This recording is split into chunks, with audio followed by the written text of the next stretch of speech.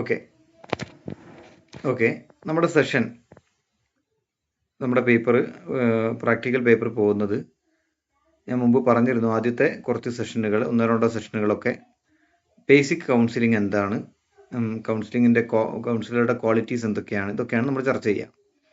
Okay, അത് കഴിഞ്ഞാൽ ആ ഒരു രണ്ടോ മൂന്നോ ക്ലാസ് കഴിഞ്ഞാൽ പിന്നെ നമ്മുടെ സ്റ്റെപ്പുകളിലേക്കാണ് പോവുക. ബേസിക് കൗൺസിലിങ്ങും പിന്നെ കൗൺസിലിങ്ങിൻ്റെ പ്രധാനപ്പെട്ട ഒരു ഓവർവ്യൂ കിട്ടിക്കഴിഞ്ഞാൽ പിന്നെ നമ്മൾ ചർച്ച ചെയ്യുന്നത് എന്താണ്, എങ്ങനെയാണ് കൗൺസിലിംഗ് ചെയ്യുക എന്നുള്ളതാണ്. ഓക്കെ, അത് മനസ്സിലായി കഴിഞ്ഞാൽ പിന്നെ നമ്മളൊരു കൗൺസിലർ എന്ന രീതിയിലേക്ക് മൈൻഡിലേക്ക് ഇങ്ങനെ വന്നു കഴിഞ്ഞാൽ പിന്നെ ആ ഒരു 5-6 സ്റ്റെപ്പ് കഴിഞ്ഞാൽ പിന്നെ നമ്മൾ ചർച്ച ചെയ്യുക ഡിഫറെൻറ്റ് ടൈപ്സ് ഓഫ് കൗൺസിലിംഗ് ആണ്. ഓക്കെ, അപ്പോൾ അതിൽ നമുക്ക് കുറേ പ്രധാനപ്പെട്ട കൗൺസിലിംഗ് ടൈപ്സ് പറയും, ഓരോന്നിൻ്റെയും ഫീച്ചേഴ്സ് പറയും, ഓരോന്നിൻ്റെയും കാര്യങ്ങൾ പറയും. പറഞ്ഞതിന് ശേഷം നമുക്കത് ഒരു അഞ്ചാറ് മതിയാവില്ല, കുറച്ച് കൂടുതൽ ക്ലാസ് വേണ്ടി വരും. ഓരോ ടൈപ്സ് ഓഫ് കൗൺസിലിംഗ് പറയുമ്പോൾ ചിലതിനൊക്കെ കൂടുതൽ സമയമൊക്കെ എടുക്കും. ഓക്കെ, അത് കഴിഞ്ഞാൽ പിന്നെ ടൈം മാനേജ്മെൻറ്റ്, പിന്നെ അതുപോലെ തന്നെ എന്താണ് ഗ്രാറ്റിറ്റ്യൂഡ് ആൻഡ് അഫർമേഷൻ പോലെയുള്ള കുറച്ച് കാര്യങ്ങൾ, പിന്നെ സൈക്കോതെറാപ്പി പോലെയുള്ള കുറച്ച് ടോപ്പിക്കുകൾ കൂടി കഴിയുമ്പോഴാണ് നമ്മുടെ പ്രാക്ടിക്കൽ പേപ്പർ കംപ്ലീറ്റ് ചെയ്യുക. ഓക്കെ, അതോടൊപ്പം തന്നെ തിയറി പേപ്പർ ഒരു ഭാഗത്ത് കൃത്യമായി നടക്കുകയും ചെയ്യും. അങ്ങനെയാണ് പോവുക.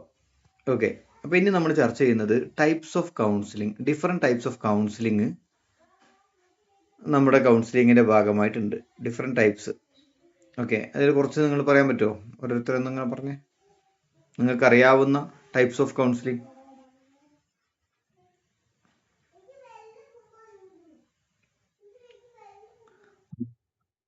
Family counselling, marriage counselling, couple counselling, marriage counselling. Couple counselling means marriage counselling.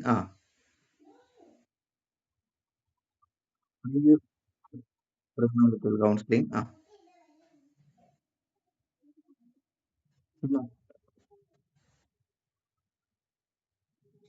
Work പ്ലേസിലുള്ളവർക്കുള്ള കൗൺസിലിംഗ്. പിന്നെ ചൈൽഡ് കൗൺസിലിംഗ്.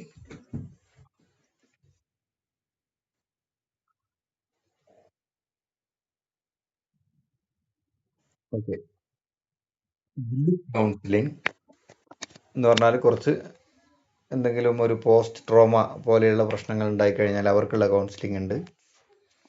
പിന്നെ ഓൾഡ് ഏജ് കൗൺസിലിംഗ് ഉണ്ട്, വൃദ്ധർക്കുള്ള കൗൺസിലിംഗ് ഉണ്ട്, സ്കൂൾ കൗൺസിലിംഗ് ഉണ്ട്, പിന്നെ ചൈൽഡ് കൗൺസിലിംഗ് ഉണ്ട്, അഡോളസൻ കൗൺസിലിംഗ് ഉണ്ട്.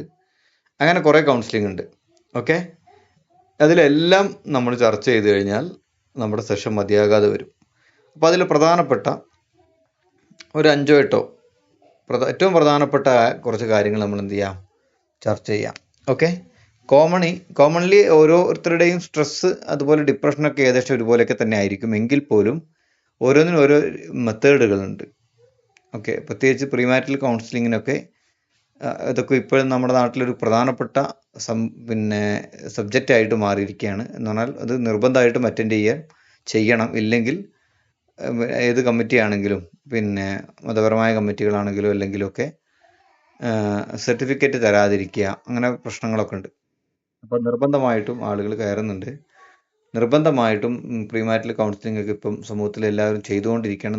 പിന്നെ എന്നൊരു കമ്പൽസറി എല്ലാ വിശ്വാസത്തിലും ഉണ്ട്, എല്ലാ വിശ്വാസികളിലും ഉണ്ട്. വിശ്വാസികൾ മീൻസ് എല്ലാ തരം സമൂഹത്തിലും ഉണ്ട്.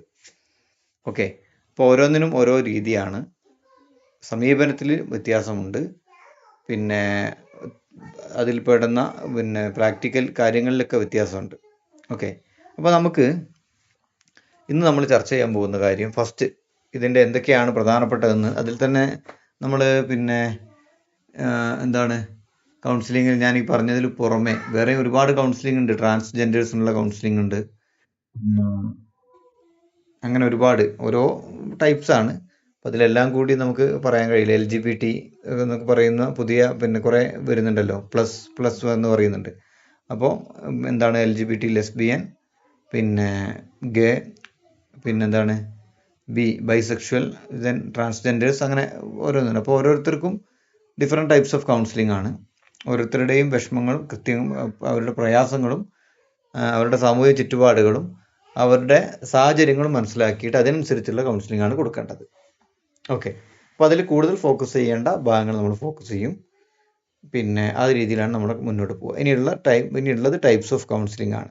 ഓക്കെ, കേൾക്കാന്നുണ്ടോ? ആ, അല്ല, അത് കൗൺസിലിങ്ങിലൂടെ മാറ്റിയെടുക്കുക എന്ന് പറയുന്നത് ആഹ്, അതായത് ഇപ്പൊ എന്താണ്, നമുക്കൊരു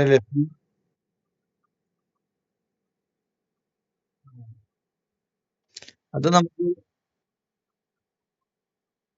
അത് അങ്ങനെ അങ്ങനെ മാറാൻ കഴിയില്ല. അതിന് ജനറ്റിക്കലി വരുന്ന പിന്നെ കാര്യങ്ങളാണത്. അപ്പൊ അത്തരം കാര്യങ്ങൾ വരുമ്പോൾ ആ, പറഞ്ഞോ, ആരോ പറയുന്നുണ്ടല്ലോ. ജനറ്റിക്കലി വരുന്നതാണ്. അതുകൊണ്ട് തന്നെ പിന്നെ സംസാരിക്കുന്നത് കൊണ്ടോ അല്ലെങ്കിൽ പറയുന്നത് കൊണ്ടോ അവർക്ക് മാറ്റം വരാനൊന്നും കഴിയില്ല. അതിലൊക്കെ കുറെ പിന്നെ എന്ത് ചെയ്യാം, കൺട്രോൾ വരുത്താനും കുറെ നിയന്ത്രണങ്ങൾ കൊണ്ടുവരുത്താനൊക്കെ പറ്റും. അതിനനുസരിച്ച് രീതിയിലുള്ള ഇടപെടലുകളും കാര്യങ്ങളൊക്കെ നടക്കുകയാണെങ്കിൽ പൂർണ്ണമായിട്ടൊന്നും മാറ്റാൻ നിലവിൽ സാഹചര്യങ്ങൾ കഴിയില്ല. ഓക്കെ, അത് ഞാൻ പറഞ്ഞു, അതിൻ്റെയൊക്കെ ഡിഫറെന്റ് ടൈപ്സ് ഓഫ് ഉണ്ട് എന്ന് പറഞ്ഞാൽ ചിലത് ഡെപ്ത് ആയിട്ട് തന്നെ നല്ല ഹോർമോൺ വേരിയേഷൻ ഉള്ളവരുണ്ടാവും. ചിലർക്ക് കാര്യമായ വ്യത്യാസങ്ങളൊന്നും ഉണ്ടാവില്ല. അത്തരം കാര്യങ്ങൾക്കൊക്കെ മാറ്റങ്ങൾ വരുത്തുന്നൊക്കെ ഉണ്ട്, ഇഷ്ടംപോലെ ഉണ്ട്. ഞാൻ പറഞ്ഞു വരുന്നത് പൂർണ്ണമായിട്ടും നല്ല ഹോർമോൺ പിന്നെ വേരിയേഷൻ വരുന്ന മാറ്റങ്ങൾ വരുന്നവർക്കുള്ള പിന്നെ കൗൺസിലിംഗ് കൊണ്ട് അവർക്ക് പൂർണ്ണമായിട്ട് മാറാൻ കഴിയില്ല എന്നാണ് പൊതു പഠനം കാണിക്കുന്നത്. ഓക്കെ, ഞാൻ പിന്നെ ചെയ്തിട്ടില്ല കേട്ടോ. പക്ഷെ ഞാൻ പറഞ്ഞു വരുന്നത് ഇതാണ്, അവരെ കുറിച്ച് പഠിക്കുമ്പോൾ നമുക്ക് മനസ്സിലാകുന്നത് അതാണ്. ഓക്കെ, അത് പിന്നെ സ്വാഭാവികമായിട്ടും ആ, അതെ,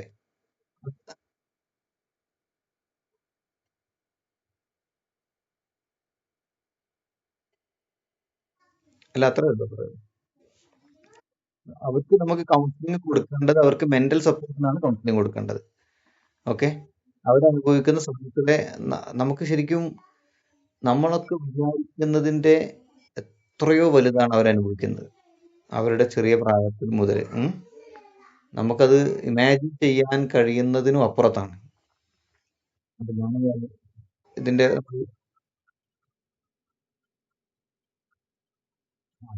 അതെ, അതെ, അതെ, അതെ. ഞാനിത് ആരോടെ കാണുന്നില്ല, അതുകൊണ്ടാണ് ഞാനിത് അവർ അനുഭവിക്കുന്ന കാര്യം ഇങ്ങനെ പറഞ്ഞത്.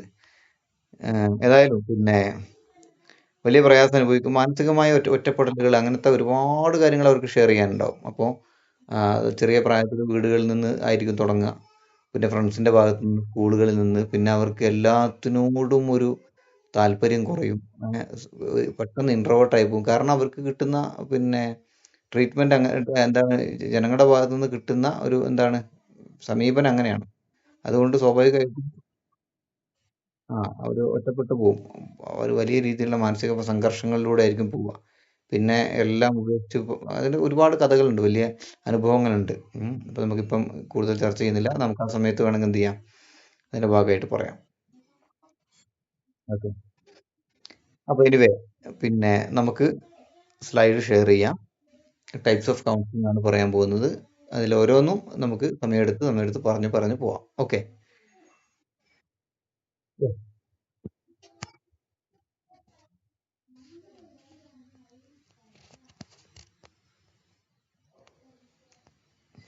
സ്ലൈഡ് എടുത്തോട്ടെ കേട്ടോ.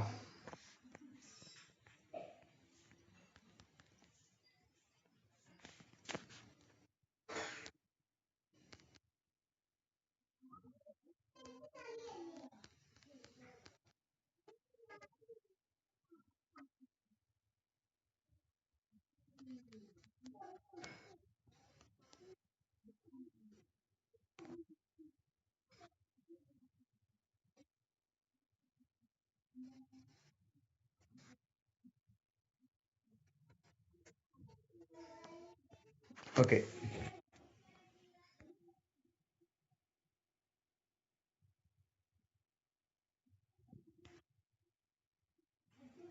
കാണുന്നുണ്ടോ?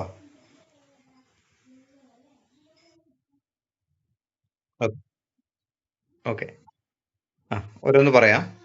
ജസ്റ്റ് ഒന്ന് എക്സ്പ്ലെയിൻ ചെയ്യാം. ജസ്റ്റ് ഒന്ന് ഹെഡിങ് പറയാം. നമുക്കിതിൽ ഓരോന്നോരോന്ന് നമുക്ക് വിശദീകരിച്ച് പിന്നീട് പറയാം. ഓക്കെ, നോക്കിക്കോളൂ. Types of counselling.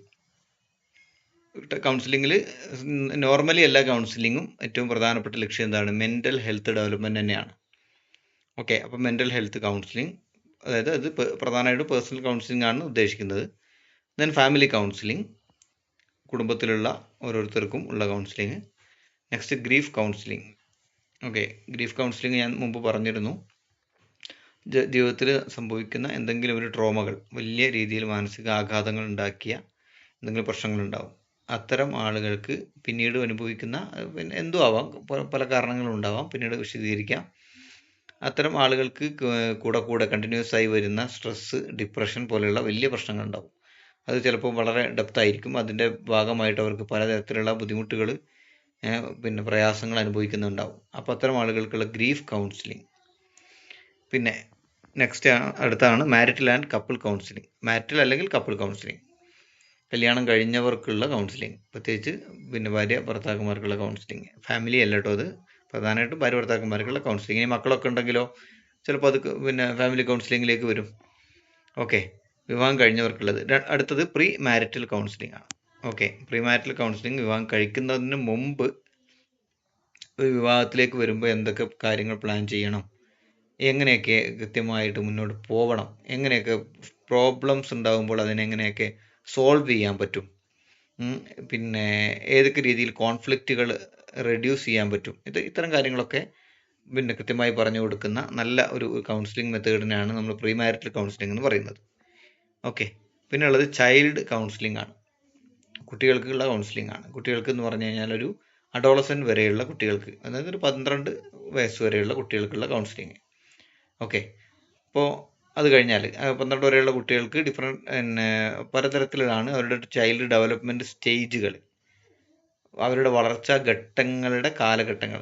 ഘട്ടങ്ങൾ മീൻസ് ഓരോരോ ഇയറിലുള്ള മാറ്റങ്ങൾ. അതൊന്ന് മനസ്സിലാക്കിയിട്ട് അവർക്ക് ക്ലാസ് കൊടുക്കുന്നതിനാണ്, കൗൺസിലിംഗ് കൊടുക്കുന്നതിനാണ് പിന്നെ ചൈൽഡ് ഡെവലപ്മെൻറ്റ് സ്റ്റേജ് മനസ്സിലാക്കി കൗൺസിലിംഗ് കൊടുക്കുക എന്ന് പറയാം. ഓക്കെ, അപ്പോൾ അതുമാത്രമല്ല, അവർക്ക് സ്കൂളുകളിൽ അനുഭവിക്കുന്ന അവരുടെ ചെറിയ പ്രായത്തിൽ അവരുടെ ചുറ്റുപാടുകളിൽ നിന്ന് അനുഭവിക്കുന്ന അവരുടെ പ്രശ്നങ്ങൾക്കൊക്കെ ഉള്ള ഒരു കൗൺസിലിംഗ് ആണ് ചൈൽഡ് കൗൺസിലിംഗ് എന്ന് പറയുന്നത്. അത് കഴിഞ്ഞാൽ പിന്നെ അഡോളസൻ കൗൺസിലിംഗ് ആണ്. അഡോളസൻ കൗൺസിലിംഗ് വളരെ പ്രധാനപ്പെട്ടതാണ്. എന്താണെന്ന് വെച്ച് കഴിഞ്ഞാൽ നമ്മുടെ കുട്ടികളിൽ പെട്ടെന്ന് വരുന്ന ടോട്ടൽ സ്വഭാവത്തിൽ വരുന്ന ഒരു ചേഞ്ച്, പെരുമാറ്റത്തിൽ, സംസാരത്തിൽ, ഇടപഴകുന്ന കാര്യത്തിൽ, നമ്മളുമായിട്ടുള്ള അടുപ്പത്തിൻ്റെ കാര്യത്തിലൊക്കെ ഒരു ഒരു ഒരു ബിഗ് ചേഞ്ച് വരുന്ന ഒരു സമയമാണ് അഡോളസെൻ്റ് പീരീഡ് എന്ന് പറയുന്നത്. ഈ സമയങ്ങളിൽ കുട്ടികൾക്ക് കാണിക്കുന്ന സ്വഭാവങ്ങൾ, രക്ഷിതാക്കൾക്ക് ടോളറേറ്റ് ചെയ്യാൻ പറ്റാത്ത കാര്യങ്ങൾ, കോപ്പപ്പ് ചെയ്യാൻ കഴിയാത്ത കാര്യങ്ങളൊക്കെ ഉണ്ടാവും. അപ്പോൾ ഇത്തരം കുട്ടികൾക്ക് കൊടുക്കുന്ന കൗൺസിലിംഗ് ആണ് അഡോളസെൻ്റ് കൗൺസിലിംഗ്. ഓക്കെ, ഒരു അഡോളസെൻ്റ് എന്ന് പറഞ്ഞാൽ ടീനേജ് എന്ന് പറയും. ഏത് പ്രായം മുതൽ ഏത് പ്രായം വരെയാണ്?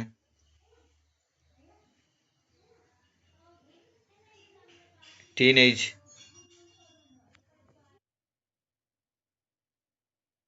ഓക്കെ, ടു 19, വെരി ഗുഡ്, ആണ് ടീനേജ് എന്ന് പറയുന്നത്. 12 കഴിഞ്ഞാൽ പിന്നെ 13, 14 അല്ലേ, 15, 16, 17, 18, 19. ടീൻ എന്ന് അവസാനത്തിൽ വരുന്ന ഈ ടീൻ ഏജ് ആണ് ഒരു കുട്ടിയുടെ കാര്യത്തിൽ ഏറ്റവും പ്രധാനപ്പെട്ട ഒരു കൺസേൺഡ് ഏജ്, ഒരു കാലഘട്ടം എന്ന് പറയുന്നത്.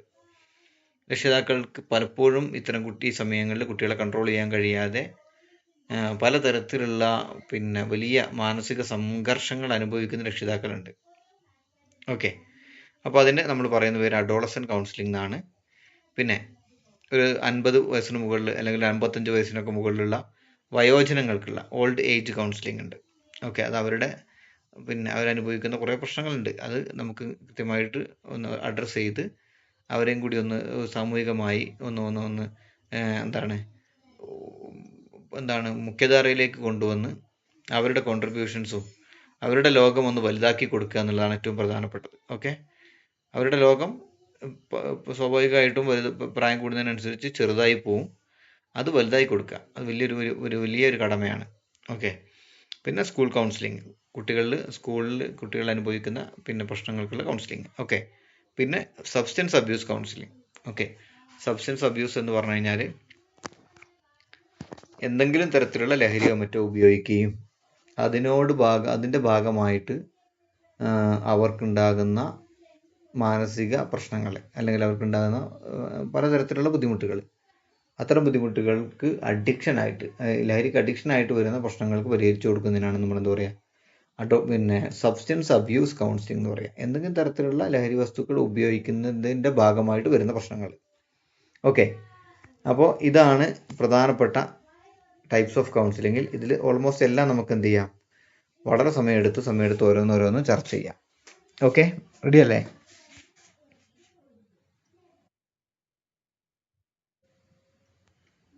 ഓക്കെ, നമുക്ക് ഓരോന്നോരോന്ന് ചർച്ച ചെയ്താലോ?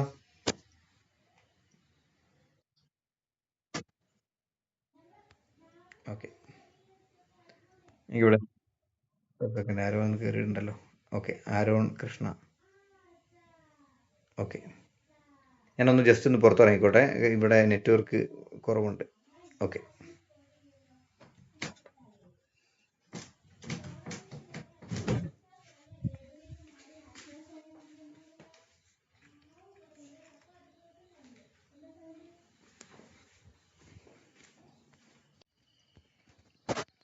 ഓക്കെ, നോക്കിക്കോളൂ. ഒന്നാമത്തത് മെൻ്റൽ ഹെൽത്ത് കൗൺസിലിംഗ് ആണ് നമ്മൾ ചർച്ച ചെയ്യുന്നത്. ഓക്കെ, മെൻ്റൽ ഹെൽത്ത് കൗൺസിലിംഗ് സ്വാഭാവികമായിട്ട് നമുക്ക് വരുന്ന കൗൺസിലിംഗ് മെൻ്റൽ ഹെൽത്ത് കൗൺസിലിംഗ് ആണ്. ഓരോരുത്തരുടെയും വ്യക്തിപരമായ പ്രശ്നങ്ങൾക്കുള്ള കൗൺസിലിംഗിനെയാണ് നമ്മൾ സ്വാഭാവികമായിട്ട് മെൻ്റൽ ഹെൽത്ത് കൗൺസിലിംഗ് എന്ന് പറയുന്നത്. അതിൽ പ്രധാനപ്പെട്ട കാര്യങ്ങൾ നോർമലി ഒരു കൗൺസിലിങ്ങിന് വരുന്ന കാര്യങ്ങളാണ് നമ്മൾ ചർച്ച ചെയ്യാൻ പോകുന്നത്. ഓക്കെ, ഒന്ന്, എന്തൊക്കെയാണ് ഇതിൻ്റെ ബെനിഫിറ്റ്സുകൾ ഒന്ന് നോക്കിക്കോളൂ.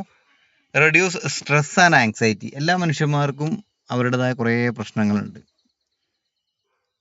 ഒരു കൗൺസിലറെ സമീപിക്കുന്ന ആളുകൾ സ്വമേധയാ സമീപിക്കുന്നതാകട്ടെ, അല്ലെങ്കിൽ മറ്റുള്ളവരെ കൊണ്ട് നിർബന്ധം കൊണ്ടോ, അല്ലെങ്കിൽ അങ്ങനെ എന്തോ ആകട്ടെ, ഒരു കൗൺസിലർ സമീപിക്കുന്ന ഒരു വ്യക്തിയെ സംബന്ധിച്ചിടത്തോളം അയാൾക്ക് ഒരുപാട് പ്രശ്നങ്ങളുണ്ടാവും.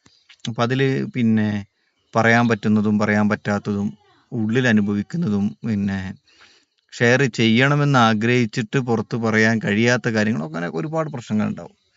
അപ്പോൾ ഇതിനെ ഓരോന്നിനെയും അഡ്രസ്സ് ചെയ്ത് കൊടുക്കുക എന്നുള്ളതാണ് ഒരു പ്രൊഫഷണൽ കൗൺസിലറുടെ ഏറ്റവും പ്രധാനപ്പെട്ട ഡ്യൂട്ടി എന്ന് പറയുന്നത്. അതിൻ്റെ മാക്സിമം ഏറ്റവും നല്ല റിസൾട്ടിലേക്ക് എത്തിച്ചു കൊടുക്കുക എന്നുള്ളതാണ്. ഓക്കെ, നമ്മുടെ സമൂഹത്തിൽ ഇപ്പോൾ നമ്മളൊക്കെ ഉള്ള സമൂഹത്തിൽ ഒരു 100 ആളുകൾ താമസിക്കുന്ന, അല്ലെങ്കിൽ ഒരു 50 കുടുംബങ്ങൾ താമസിക്കുന്ന ഒരു ഏരിയയിൽ എടുക്കുക, ഒറ്റ ഏരിയ, ഒരു പർട്ടിക്കുലർ ഏരിയ എടുക്കുക. ആ ഒരു 50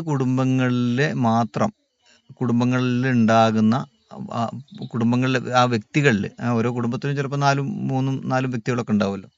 ആ വ്യക്തികളിൽ ഉണ്ടാകുന്ന പ്രശ്നങ്ങളൊന്ന് പഠിക്കുകയാണെങ്കിൽ നമുക്ക് കുറേ പ്രശ്നങ്ങൾ നമുക്ക് ഇത്തരം വിഷയങ്ങളിൽ നിന്ന് തന്നെ മനസ്സിലാവും. ഓക്കെ, ഇപ്പം എന്താ പറഞ്ഞു കഴിഞ്ഞാൽ നമ്മൾ ചില പ്രദേശങ്ങളൊക്കെ ഉണ്ടാവും, ഈ മരുമക്കത്തായമൊക്കെ നിലനിൽക്കുന്ന സ്ഥലങ്ങൾ. അവിടെ സ്വാഭാവികമായിട്ടും പിന്നെ എല്ലാ ടൈപ്സും ആളുകൾ എന്ന് പറഞ്ഞാൽ ഒരു ഫാമിലി, ഇപ്പോൾ മരുമക്കത്തായം എന്ന് പറഞ്ഞു കഴിഞ്ഞാൽ എന്താണ്, പിന്നെ കുറച്ചുകൂടി അവിടുത്തെ ഒരു സിസ്റ്റം എന്ന് പറഞ്ഞു കഴിഞ്ഞാൽ ഫാമിലി റിലേറ്റഡ് ആയിരിക്കും കൂടുതലും കല്യാണങ്ങളൊക്കെ നടക്കുക പൊതുവെ. അപ്പോൾ എന്താ പറഞ്ഞാൽ ഒരു കുടുംബത്തിൽ നിന്ന് പിന്നെ സ്വത്ത് പുറത്തേക്ക് പോകാതിരിക്കാനും അങ്ങനെ പല ലക്ഷ്യങ്ങളും ഉണ്ട്. അപ്പോൾ ഇനി എന്തായാലും പിന്നെ മാക്സിമം അപ്പം ഒരു 10-50 കുടുംബങ്ങളുണ്ടെങ്കിൽ അതിലെല്ലാവരും പരസ്പരം കണക്റ്റഡ് ആയിരിക്കും. ഓക്കെ, അപ്പോൾ ഇത്തരം ഒരു ഫാമിലി എടുക്കുക, ഒരു ടീമിനെ എടുക്കുക. ആ ടീമിനെ എടുത്തിട്ട് അവരിൽ നിന്ന് നമുക്ക് കിട്ടുന്ന കുറേ പിന്നെ ഒരു പഠനം നടത്തി കഴിഞ്ഞാൽ ഉണ്ടാകുന്ന ഡിഫറെൻറ്റ് ടൈപ്സ് ഓഫ് പ്രോബ്ലംസ്, അനുഭവിക്കുന്ന പല പ്രശ്നങ്ങളും നമുക്ക് മനസ്സിലാക്കി കഴിഞ്ഞാൽ തന്നെ ഒരു സമൂഹത്തിൻ്റെ പ്രശ്നങ്ങൾ നമുക്ക് മനസ്സിലാക്കാം. അപ്പോൾ ഞാൻ പറഞ്ഞു വന്നത് എന്താ വെച്ച് കഴിഞ്ഞാൽ, പലപ്പോഴും പല സർവേകളും നടത്തുന്നത് എല്ലാ മനുഷ്യന്മാരെയും സർവേ ചെയ്തിട്ടല്ല, പക്ഷെ കുറഞ്ഞ ആളുകളെ പിന്നെ വ്യത്യസ്തരായ കുറഞ്ഞ ആളുകളെ എടുത്തിട്ട് അതിൽ നിന്ന് ബേസ് ചെയ്തിട്ടാണ് പല സർവേകൾ റിസൾട്ടുകളും പുറത്തു വരിക. അപ്പോൾ അതുപോലെ തന്നെ ഓരോ മനുഷ്യന്മാർക്കും ഒരു സമൂഹത്തിലെ പിന്നെ പ്രശ്നങ്ങൾ എടുക്കുകയാണെങ്കിൽ ആ സമൂഹത്തിൽ അനുഭവിക്കുന്ന നിരവധി പ്രശ്നങ്ങൾ നമുക്ക് മനസ്സിലാക്കാൻ പറ്റും. ഓക്കെ, ഇപ്പോൾ ഇതിൽ തന്നെ നമ്മുടെ ക്ലാസ്സിലിരിക്കുന്ന പല ആളുകൾക്കും പലതരത്തിലുള്ള പ്രശ്നങ്ങളുണ്ടാവും. അത് പുറത്ത് പറയാൻ പറ്റുന്ന പ്രശ്നങ്ങളുണ്ടാവാം, പുറത്ത് പറയാൻ പറ്റാത്ത പ്രശ്നങ്ങളുണ്ടാവാം. പുറത്ത് ആരോടെങ്കിലും രഹസ്യമായി പറയണമെന്ന് ആഗ്രഹിക്കുന്നവർ ഒരുപക്ഷെ നിങ്ങളുടെ കൂട്ടത്തിലുണ്ടാവാം. ഇത് എത്ര സങ്കീർണമാണെങ്കിലും ഞാൻ ആരോടും പറയില്ല എന്ന് ചിന്തിക്കുന്നതും ഉണ്ടാവും. ഓക്കെ, അപ്പോൾ അതൊക്കെ ഓരോരുത്തരുടെ പിന്നെ താല്പര്യമാണ്, പറയണ്ട എന്നുള്ളതൊക്കെ. ഇതിനൊരു സൊല്യൂഷൻ കണ്ടെത്തണം എന്ന് ആഗ്രഹിക്കുന്നവർക്ക് പിന്നെ നല്ലൊരു കൗൺസിലറെ സമീപിച്ച് വിഷയങ്ങൾ പിന്നെ പറഞ്ഞ് സൊല്യൂഷൻ കണ്ടെത്താം. അല്ലാത്തവരെ സംബന്ധിച്ചിടത്തോളം പിന്നെ പറയാൻ മടിച്ചിട്ടോ മറ്റോ ആണെങ്കിൽ ചിലപ്പോൾ അത് ഷെയർ ചെയ്യണമെന്നില്ല. അത് എന്തായാലും ആവട്ടെ, അപ്പോൾ ഞാൻ പറഞ്ഞു വന്നത് പിന്നെ ഒരു മെൻ്റൽ ഹെൽത്ത് കൗൺസിലിങ്ങിൻ്റെ ഏറ്റവും പ്രധാനപ്പെട്ട ബെനിഫിറ്റുകൾ ഏത് വ്യക്തിക്കാണെങ്കിലും അതിലേറ്റവും പ്രധാനപ്പെട്ട ഒന്ന് റെഡ്യൂസ് സ്ട്രെസ് ആൻഡ് ആങ്സൈറ്റിയാണ്. അപ്പം ഇടയ്ക്കിടെ കൂടെ വരുന്ന സ്ട്രെസ്സുകൾ, ആങ്സൈറ്റി ഞാൻ പറഞ്ഞിരുന്നു. കൗൺസിലിങ്ങിൽ ആങ്സൈറ്റി എന്ന് പറയുന്നത് കൂടുതൽ എന്താണ് വലിയ പ്രശ്നങ്ങളുള്ള ഒരു മാനസിക ബുദ്ധിമുട്ടുണ്ടാകുന്ന ഉത്കണ്ഠകളാണ് ആങ്സൈറ്റി എന്ന് പറയുന്നത്. അപ്പം ഇത്തരം പ്രശ്നങ്ങൾ ഇങ്ങനെ സംഭവങ്ങൾ വരുന്ന ആളുകൾക്ക് എന്താണ് ചെയ്യുന്നത്? Teachers coping techniques to handle pressure. അവരുടെ മനസ്സിലെ പ്രഷർ ഹാൻഡിൽ ചെയ്യാൻ, പലപ്പോഴായിട്ട് വരുന്ന പ്രഷറുകൾ ഹാൻഡിൽ ചെയ്യാൻ അവർക്ക് ടെക്നിക്കുകൾ പഠിപ്പിച്ചു കൊടുക്കുക. ഓക്കെ, നിങ്ങൾ കേട്ടിട്ടുണ്ടാവും പിന്നെ എന്താണ് 478 എന്നോ മറ്റൊരു ടെക്നിക്കുകളുണ്ട്, ബ്രീത്തിങ് എക്സസൈസിൽ പറയുന്നതാണ്. ഓക്കെ, എന്തെങ്കിലും നമുക്കൊരു പെട്ടെന്ന് ദേഷ്യം വരുന്ന സമയത്ത് പിന്നെ നമുക്ക് 678 ആണെന്ന് തോന്നുന്നു. അതായത് നമുക്ക് ഭയങ്കര ഒരു മാനസിക സമ്മർദ്ദങ്ങൾ വരിക, പെട്ടെന്ന് ഒരു ഓവർ ഹീറ്റിംഗ്, പെട്ടെന്ന് ദേഷ്യം വരിക. ചില ആളുകൾക്ക് അങ്ങനെയുണ്ട്, പെട്ടെന്ന് ദേഷ്യം വരിക. അത് ഒന്ന് പിന്നെ തണുപ്പിച്ചെടുക്കാൻ കുറച്ച് സമയം എടുക്കും. ഒരു പക്ഷേ അത് ഭയങ്കര പിന്നെ വൾഗറായിട്ടായിരിക്കും അതിനെതിരെ അവർക്ക് ആ സമയത്ത് പെരുമാറുക. അപ്പം അങ്ങനെയൊക്കെ വരും. അപ്പോൾ അത്തരം സമയങ്ങൾ വരുമ്പോൾ പെട്ടെന്ന് നമുക്ക് വേണമെങ്കിൽ പറഞ്ഞു കൊടുക്കാം, അല്ലെങ്കിൽ സ്വയം പ്രാക്ടീസ് ചെയ്യാൻ പറ്റുന്ന ഒരു ബ്രീത്തിങ് എക്സസൈസാണ് 678 എന്ന് പറയുന്നത്. അതായത് 6 സെക്കൻഡ് കൊണ്ട് പിന്നെ ശ്വാസം ഉള്ളിലേക്ക് വലിക്കുക, 7 സെക്കൻഡ് അത് ഹോൾഡ് ചെയ്ത് വെക്കുക, 8 സെക്കൻഡിന് കൊണ്ട് മെല്ലെ റിലീസ് ചെയ്യുക. ഓക്കെ, അപ്പോൾ 6 സെക്കൻഡ് എന്താണ് ഇൻഹെയിൽ ചെയ്യുക, ദെൻ 7 സെക്കൻഡ് ഹോൾഡ് ചെയ്യുക, 8 സെക്കൻഡ് കൊണ്ട് മെല്ലെ റിലീസ് ചെയ്യുക. ഇതൊക്കെ ഓരോ ടെക്നിക്കുകളാണ്. പെട്ടെന്ന് പിന്നെ സ്ട്രെസ്സ് കൺട്രോൾ ചെയ്യാനും ഡിപ്രഷൻ കൺട്രോൾ ചെയ്യാനൊക്കെ പറ്റുന്ന, നോർമലി നമുക്ക് കൊടുക്കാൻ പറ്റുന്ന ടെക്നിക്കുകളാണ്. ഓക്കെ, പിന്നെന്താ പറഞ്ഞാൽ ഇമ്പ്രൂവ് റിലേഷൻഷിപ്പ്. നല്ല റിലേഷൻഷിപ്പ് ഇമ്പ്രൂവ് ചെയ്യാൻ പറ്റും. ഇമ്പ്രൂവ് റിലേഷൻഷിപ്പ് എന്ന് പറഞ്ഞാൽ വളരെ പ്രധാനപ്പെട്ടതാണ്. കാരണം പിന്നെ ഒരു വ്യക്തിയുടെ എന്താണ് people communicate better and resolve conflict. ഒരു വ്യക്തിയുടെ പ്രശ്നങ്ങൾ ആ വ്യക്തിയിൽ മാത്രമായിരിക്കില്ല ഉണ്ടാകുക.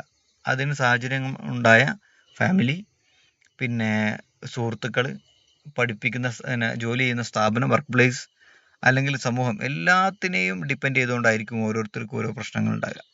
ഓക്കെ, ഒരു വ്യക്തിക്ക് ഒരു സ്വഭാവ മനുഷ്യനാണ്, എല്ലാവരെയും ഡിപ്പെൻഡ് ചെയ്യുന്നതുകൊണ്ട് തന്നെ ഇതിലൊക്കെ കാരണങ്ങൾ ഉണ്ടാവും. ഇപ്പോൾ ഒരാൾ ചിലപ്പോൾ ജീവിതത്തിൽ വലിയ പരാജയങ്ങൾ ഉണ്ടായ സംഭവം ഉണ്ടാവും. ഒരു പക്ഷേ ആ പരാജയത്തിൻ്റെ കാരണം അയാളിൽ മാത്രം നിക്ഷിപ്തമാണെങ്കിൽ പോലും അയാളുടെ വീട്ടിലെ സാഹചര്യം അയാളുടെ പരാജയത്തിലേക്ക് നയിച്ചിട്ടുണ്ടാവാം. അയാളുടെ സുഹൃത്തുക്കളുടെ ഇടപെടലുകൾ അയാളുടെ പരാജയത്തിലേക്ക് നയിച്ചിട്ടുണ്ടാവാം. അല്ലെങ്കിൽ മറ്റു കാര്യങ്ങളോ, അങ്ങനെ പല കാര്യങ്ങളും ഡിപ്പെൻസ് ആണ്. പല കാര്യങ്ങളും കൊണ്ടായിരിക്കാം ഓരോരുത്തർക്ക് ഓരോ പ്രശ്നങ്ങൾ വരുന്നത്. ഓക്കെ, അപ്പോൾ അതിൻ്റെ പ്രശ്നങ്ങൾ പൂർണ്ണമായിട്ടും ഒരാളെ മാത്രം മാറ്റിയെടുത്തു കഴിഞ്ഞാൽ ആ പ്രശ്നങ്ങൾ മാറണമെന്നില്ല. അപ്പോൾ നമ്മൾ നന്നായിട്ട് ഒരു പിന്നെ റീഹാബിലിറ്റേഷൻ സെൻറ്ററിലേക്ക് കൊണ്ടുവന്ന ഒരാളെ സങ്കല്പിക്കാം. നന്നായിട്ട് മദ്യപിക്കും, വളരെ കൂടുതൽ മദ്യപിക്കുകയും മദ്യപാനത്തിൻ്റെ അഡിക്ഷൻ കൊണ്ട് അവരെ നമ്മൾ എന്ത് ചെയ്യുന്നു, ചിലപ്പോൾ റീഹാബിലിറ്റേഷൻ സെൻറ്ററിലേക്ക് കൊണ്ടുവരുന്നു. അങ്ങനെ റീഹാബിലിറ്റേഷൻ സെൻറ്ററിൽ വന്നു, വളരെ ആക്റ്റീവായി. 21 ദിവസം പറഞ്ഞു, അത് 31 ദിവസമായി, 41 ദിവസമായി, 50 ദിവസമായി, അങ്ങനെ 2 മാസവും 2.5 മാസമൊക്കെ കഴിഞ്ഞു. അയാൾ പൂർണ്ണമായിട്ടും നല്ല മാറ്റം വന്നു, പേഴ്സണാലിറ്റി നല്ല ഡെവലപ്മെൻറ്റ് വന്നു, വളരെ ഹെൽത്തി ആയിട്ട് മാറിയ ആൾ, എല്ലാത്തിനോടും കോപ്പപ്പ് ചെയ്തു വന്നു. അങ്ങനെ ഇടപെടലുകളും ജഗപ്പൊക്കെ ആയി, ഭയങ്കര ഹാപ്പിയായി. അങ്ങനെ ഒരു നല്ല ഒരു പുതിയ മനുഷ്യനായിട്ട് അയാൾ എന്ത് ചെയ്യുന്നു, ഒരുപക്ഷെ റീഹാബിലിറ്റേഷൻ സെൻറ്ററിൽ നിന്ന് ഇറങ്ങിപ്പോവും സന്തോഷത്തോട് കൂടിയിട്ട്. പക്ഷേ അത്ര മാറ്റങ്ങൾ വന്നു, ജീവിതത്തിൽ ഇനി കള്ളുടിക്കില്ല എന്ന് തീരുമാനിക്കുകയും ലഹരി ഒന്നും ഉപയോഗിക്കില്ല എന്ന് തീരുമാനിക്കുകയും ചെയ്ത് ഇയാൾ ഒരു പക്ഷേ ചെല്ലുന്നത് ഇയാളുടെ പഴയ സുഹൃത്തുക്കളുടെ അടുത്തേക്ക് തന്നെ ആയിരിക്കും. ആ പഴയ 4 മണി പിന്നെ ചായ, അല്ലെങ്കിൽ 4 മണി എന്താണ് പിന്നെ കൂട്ട് ഭാഗങ്ങളിൽ തന്നെ ആയിരിക്കും. അപ്പോൾ ഒരു പക്ഷെ അത്രയും പെർഫെക്റ്റ് ആയിട്ട് അയാൾക്ക് മാറ്റം വന്നുവെങ്കിൽ പോലും പിന്നീട് അയാൾ പോകുന്ന സാഹചര്യങ്ങൾ പഴയതിലേക്കാണെങ്കിൽ ആ പെർഫെക്ഷൻ കൊണ്ട് കാര്യം ഉണ്ടാകുന്നത് സാധ്യത കുറവായിരിക്കും. ഇല്ല എന്നൊന്നും പറയാൻ പറ്റില്ല, സാധ്യത കുറവായിരിക്കും. ഇല്ല എന്ന് പറയാൻ പറ്റില്ല എന്ന് പറയാൻ കാരണം, വളരെ പെർഫെക്റ്റായി റീഹാബിലിറ്റേഷൻ സെൻറ്ററിൽ പോയി പൂർണ്ണമായിട്ടും മദ്യപാനം ഒഴിവാക്കിയ ഒരുപാട് ആളുകളെ എനിക്കറിയാം. എന്നാലോ ഒരുപാട് ആളുകൾ അത് വീണ്ടും പഴയതിനേക്കാൾ കൂടുതൽ ശക്തമായി തുടങ്ങിയ ആളുകളെയും നമുക്കറിയാം. ഇല്ലേ? എന്താ നിങ്ങളുടെ അഭിപ്രായം?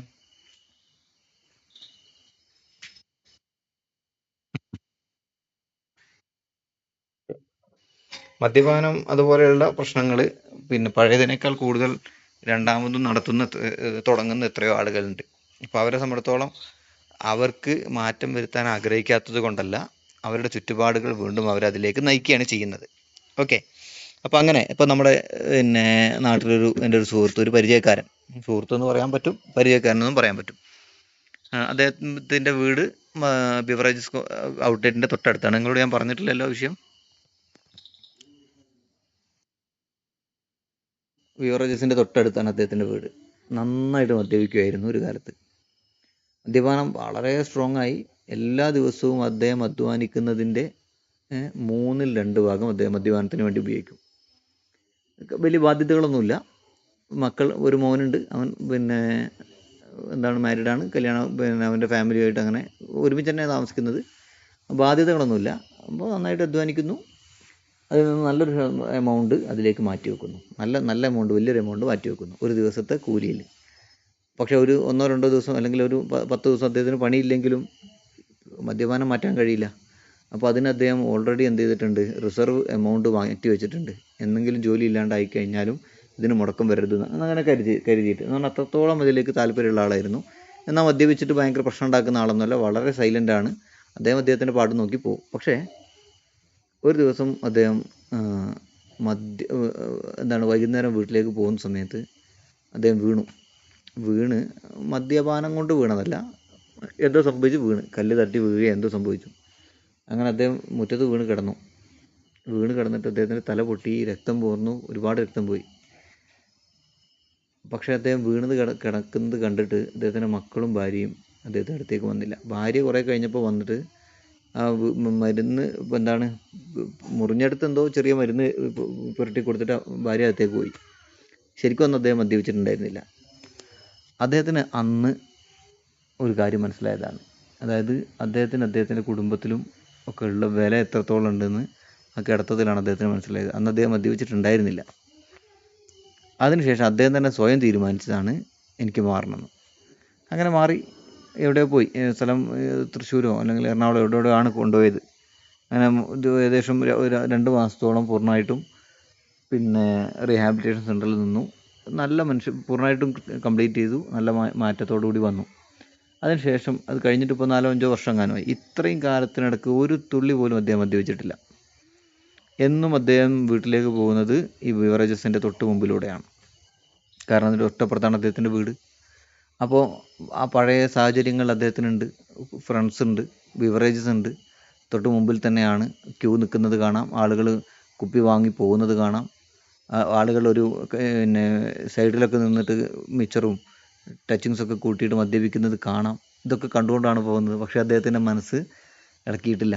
അപ്പോൾ ഇത്രയും കാലം ഉപയോഗിച്ചിട്ടില്ല. കുറേ വർഷങ്ങൾക്ക് ശേഷം, 2-3 വർഷങ്ങൾക്ക് ശേഷം ഞങ്ങൾ ഒരുമിച്ചിരുന്ന് അദ്ദേഹത്തിന് മദ്യപിച്ച സമയത്തും ഇപ്പോഴും ഉള്ള സാഹചര്യങ്ങൾ വിലയിരുത്തിയിട്ട് അദ്ദേഹത്തിന് മദ്യപിച്ച സമയത്തുണ്ടായിരുന്ന ചിലവ് എത്രത്തോളം ഉണ്ടാവും, ഒരു വർഷത്തേക്കൊന്ന് കണക്ക് കൂട്ടി. അങ്ങനെ 3.5 വർഷം മദ്യപിക്കാത്തത് കൊണ്ട് അദ്ദേഹത്തിനുണ്ടായ സേവിങ്സ് അത് കണക്ക് കൂട്ടി. അപ്പോൾ വളരെ ഹാപ്പിയാണ്. അപ്പോൾ ഞാൻ പറഞ്ഞു വന്നത് എല്ലാവരുടെയും അങ്ങനെയല്ല. പക്ഷേ പലർക്കും പഴയ സാഹചര്യങ്ങളിലേക്ക് പോകുമ്പോൾ ഒരുപക്ഷെ അതിനേക്കാൾ കൂടുതൽ ഡെപ്തായിട്ട് പഴയ പിന്നെ പ്രവണത വർദ്ധിക്കുകയാണ് ചെയ്യുക. ഓക്കെ, പോട്ടെ. അത് കാരണം ചിലപ്പോൾ ചില ആളുകളേക്കും നന്നാവണം എന്നൊക്കെ വിചാരിക്കും. അങ്ങനെ നന്നായി, നല്ല മനുഷ്യനായി, അല്ലെങ്കിൽ മദ്യപാനമൊക്കെ നിർത്തിക്കഴിഞ്ഞ് പഴയ സുഹൃത്തുക്കളുടെ അടുത്തേക്ക് പോയി കഴിഞ്ഞാൽ അവർ പറയും, അവർ പല രീതിയിലാണ് കാണുക. ചിലർ പറയും, പിന്നെ നീ നന്നായതല്ലേ, നീ മോശമാവണ്ട, എന്തായാലും നന്നായി, ഇനി എന്തായാലും മോശമാവണ്ടെന്ന് പറയും. എന്നാൽ ചിലർ അങ്ങനെ ആയിരിക്കില്ല.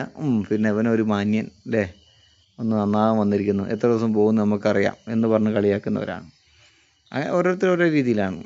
അപ്പോൾ അതിനനുസരിച്ച് പിന്നെ നമ്മൾ ബോൾഡ് അല്ലെങ്കിൽ ആ റീഹാബിലിറ്റേഷൻ ടെക്നിക്കുകൾ കൊണ്ടോ കാര്യങ്ങൾ കൊണ്ടോ ഒന്നും മാറ്റം ഉണ്ടാവില്ല, ഒരു കാര്യം ഉണ്ടാവില്ല.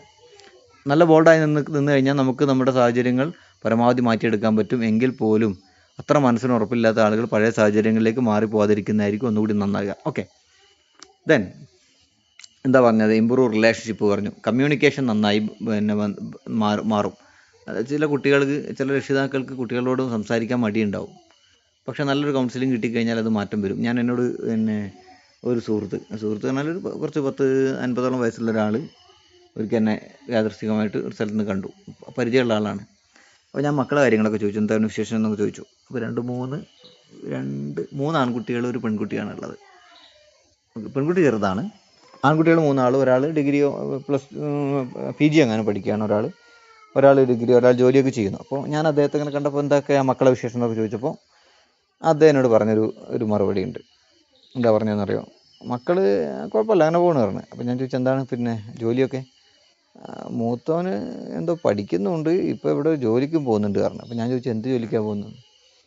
എന്ത് ജോലിക്കാന്ന് എനിക്കറിയില്ല, അവൻ എന്നോടൊന്നും പറയാറില്ല എന്ന്. ഓക്കെ. അപ്പോൾ ഞാൻ ചോദിച്ചു എന്താ ഒന്നും പറയാത്തത്? അല്ല അവരൊക്കെ ഒരു ടൈപ്പാണ് എന്നോട് പറയാം, അവരൊക്കെ ഒരു ടൈപ്പാണ് മക്കൾ. അപ്പം രണ്ടാമത്തവനോ ഓരൊക്കെ ഒരേ സൈഡാണ്. അവനും പിന്നെ മക്കളെല്ലാവരും ഒരേ സൈഡാണ്. ഞാനങ്ങനെ എന്നോട് കാര്യങ്ങളൊന്നും പറയാറൊന്നുമില്ല ചോദിച്ചു. അപ്പോൾ ഞാൻ പറഞ്ഞു വൈഫിനോട് പറയുമോ? ഓളോടും കാര്യങ്ങളൊന്നും കാര്യമായിട്ട് അങ്ങനെ പറയുന്നത് കാണല്ല. ഓരോ ടൈപ്പാണ്. വൈകുന്നേരം രാത്രി വരുമ്പോഴേക്കും 9 മണിയാവും. അവൻ വന്ന് ഭക്ഷണം കഴിച്ച് കിടന്നുറങ്ങും. രണ്ടാമത്തവൻ വരും സ്കൂൾ വിട്ട് പിന്നെ കോളേജ് വിട്ട് വന്നു കഴിഞ്ഞാൽ അവൻ വേറെ എവിടെയെങ്കിലും പോകും. പിന്നെ അവൻ കയറി വരുന്നത് 8 മണിക്കോ 9 മണിക്കൊക്കെയാണ്. ചെറിയ മോനാണെങ്കിൽ അവരും ഇതേപോലത്തെ ഒരു ടൈപ്പാണ്. പിന്നെ പെൺകുട്ടിയാണ് കുറച്ചും കൂടിയൊക്കെ ഒരു അറ്റാച്ച്മെൻ്റ് ഉള്ളത്. അത് എന്നോട് വലിയ അറ്റാച്ച്മെൻ്റ് ഒന്നുമില്ല. ഓക്കെ. ഇത് എന്നോട് ഒരാൾ പറഞ്ഞ കുറച്ച് വർഷങ്ങൾക്ക് ശേഷം കണ്ടപ്പോൾ.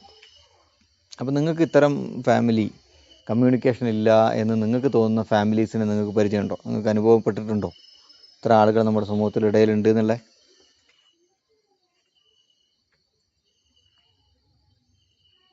എന്താണ് റിപ്ലൈ ഒന്നും ഇല്ലേ? കേൾക്കുന്നില്ലേ ഒന്നും?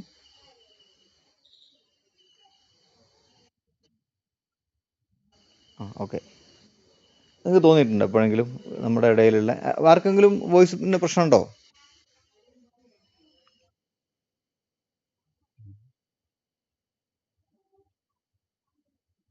ഈ പറഞ്ഞത് വളരെ ഗൗരവമുള്ളൊരു കാര്യമാണ് അദ്ദേഹം പറഞ്ഞത്. എനിക്കത് സത്യത്തിലൊരു പ്രയാസം തോന്നി കേട്ടിട്ട്. പക്ഷേ ഞാൻ മനസ്സിലാക്കിയെടുത്തോളം ആ കുടുംബത്തിൻ്റെ ഈ കമ്മ്യൂണിക്കേഷൻ ഗ്യാപ്പിൻ്റെ പ്രധാനപ്പെട്ട കാരണം ആ ഫാദറാണ്. അയാളുടെ സമീപനം കൊണ്ടാണ് ഈ കുട്ടികൾ അങ്ങനെ ആയത് എന്ന് എനിക്ക് 100% ഉറപ്പാണ്. 100% പൂർണ്ണമായിട്ടൊന്നല്ല, നല്ലൊരു ശതമാനം. കാരണം അദ്ദേഹം ഒരു പിന്നെ പുറമേ ഉള്ള ആളുകളോട് അദ്ദേഹം വളരെ ഹാപ്പി, നല്ല രീതിയിൽ തമാശയൊക്കെ പറയും. പക്ഷേ വീട്ടിലേക്ക് കയറി കഴിഞ്ഞാൽ പലപ്പോഴും അദ്ദേഹം അങ്ങനെ തമാശ മക്കളോട് പറയുന്നതോ മക്കളുടെ അടുത്ത് പിന്നെ ചെറിയ ഒരു പെൺകുട്ടിയുണ്ട് അവരെ നിന്ന് എടുത്തു വരുന്നതൊന്നും ഞാൻ കാര്യമായിട്ട് കണ്ടിട്ടില്ല. മാത്രമല്ല എനിക്കറിയുന്നത് കൊണ്ട് തന്നെ. അപ്പോൾ ഇത്തരം പ്രശ്നങ്ങളുണ്ട്, ഓരോരുത്തർക്കും ഓരോരോ ഒരു രീതിയിലുള്ള പ്രശ്നങ്ങൾ. അതിൻ്റെ പ്രധാനപ്പെട്ട പ്രശ്നങ്ങൾ കമ്മ്യൂണിക്കേഷൻ്റെ കുറവാണ്. അപ്പോൾ ഇത് നമ്മളോട് വന്ന് പറയും അവർക്ക് ഇങ്ങനെ പ്രശ്നങ്ങളുണ്ട്, അവരിങ്ങനെ ഇടപെടുന്നില്ല, ഇതില്ല നേരിട്ട് മക്കളോട് പറയുന്നില്ല. ഓക്കെ. ഈ ഒരു കമ്മ്യൂണിക്കേഷൻ കുറവ് തന്നെയാണ് പല ഫാമിലിയിലും പല പ്രശ്നങ്ങളും ഉണ്ടാക്കുന്നത്. കമ്മ്യൂണിക്കേഷൻ ബെറ്റർ ആക്കി എടുക്കുക എന്നുള്ളത് വളരെ പ്രധാനപ്പെട്ടതാണ്. ഫാമിലി കൗൺസിലിംഗ് സമയത്ത് നമുക്ക് എന്ത് ചെയ്യാം, പറയാം. പിന്നെ അടുത്തതാണ് ബൂസ്റ്റ്. എന്തൊക്കെ ഇതിൻ്റെ ബെനിഫിറ്റാണ് നമ്മൾ പറയുന്നത്? ഒരു നല്ല കൗൺസിലിങ്ങിൻ്റെ ബെനിഫിറ്റുകളാണ് പറയുന്നത്. ഓക്കെ. ബൂസ്റ്റ് സെൽഫ് എസ്റ്റീം വളരെ പ്രധാനപ്പെട്ടതാണ്. നമുക്കൊരു സെൽഫ് എസ്റ്റീം ഉണ്ടാക്കിയെടുക്കുക എന്ന് പറയുന്നത്. എന്താ സെൽഫ് എസ്റ്റീം എന്ന് പറഞ്ഞാൽ?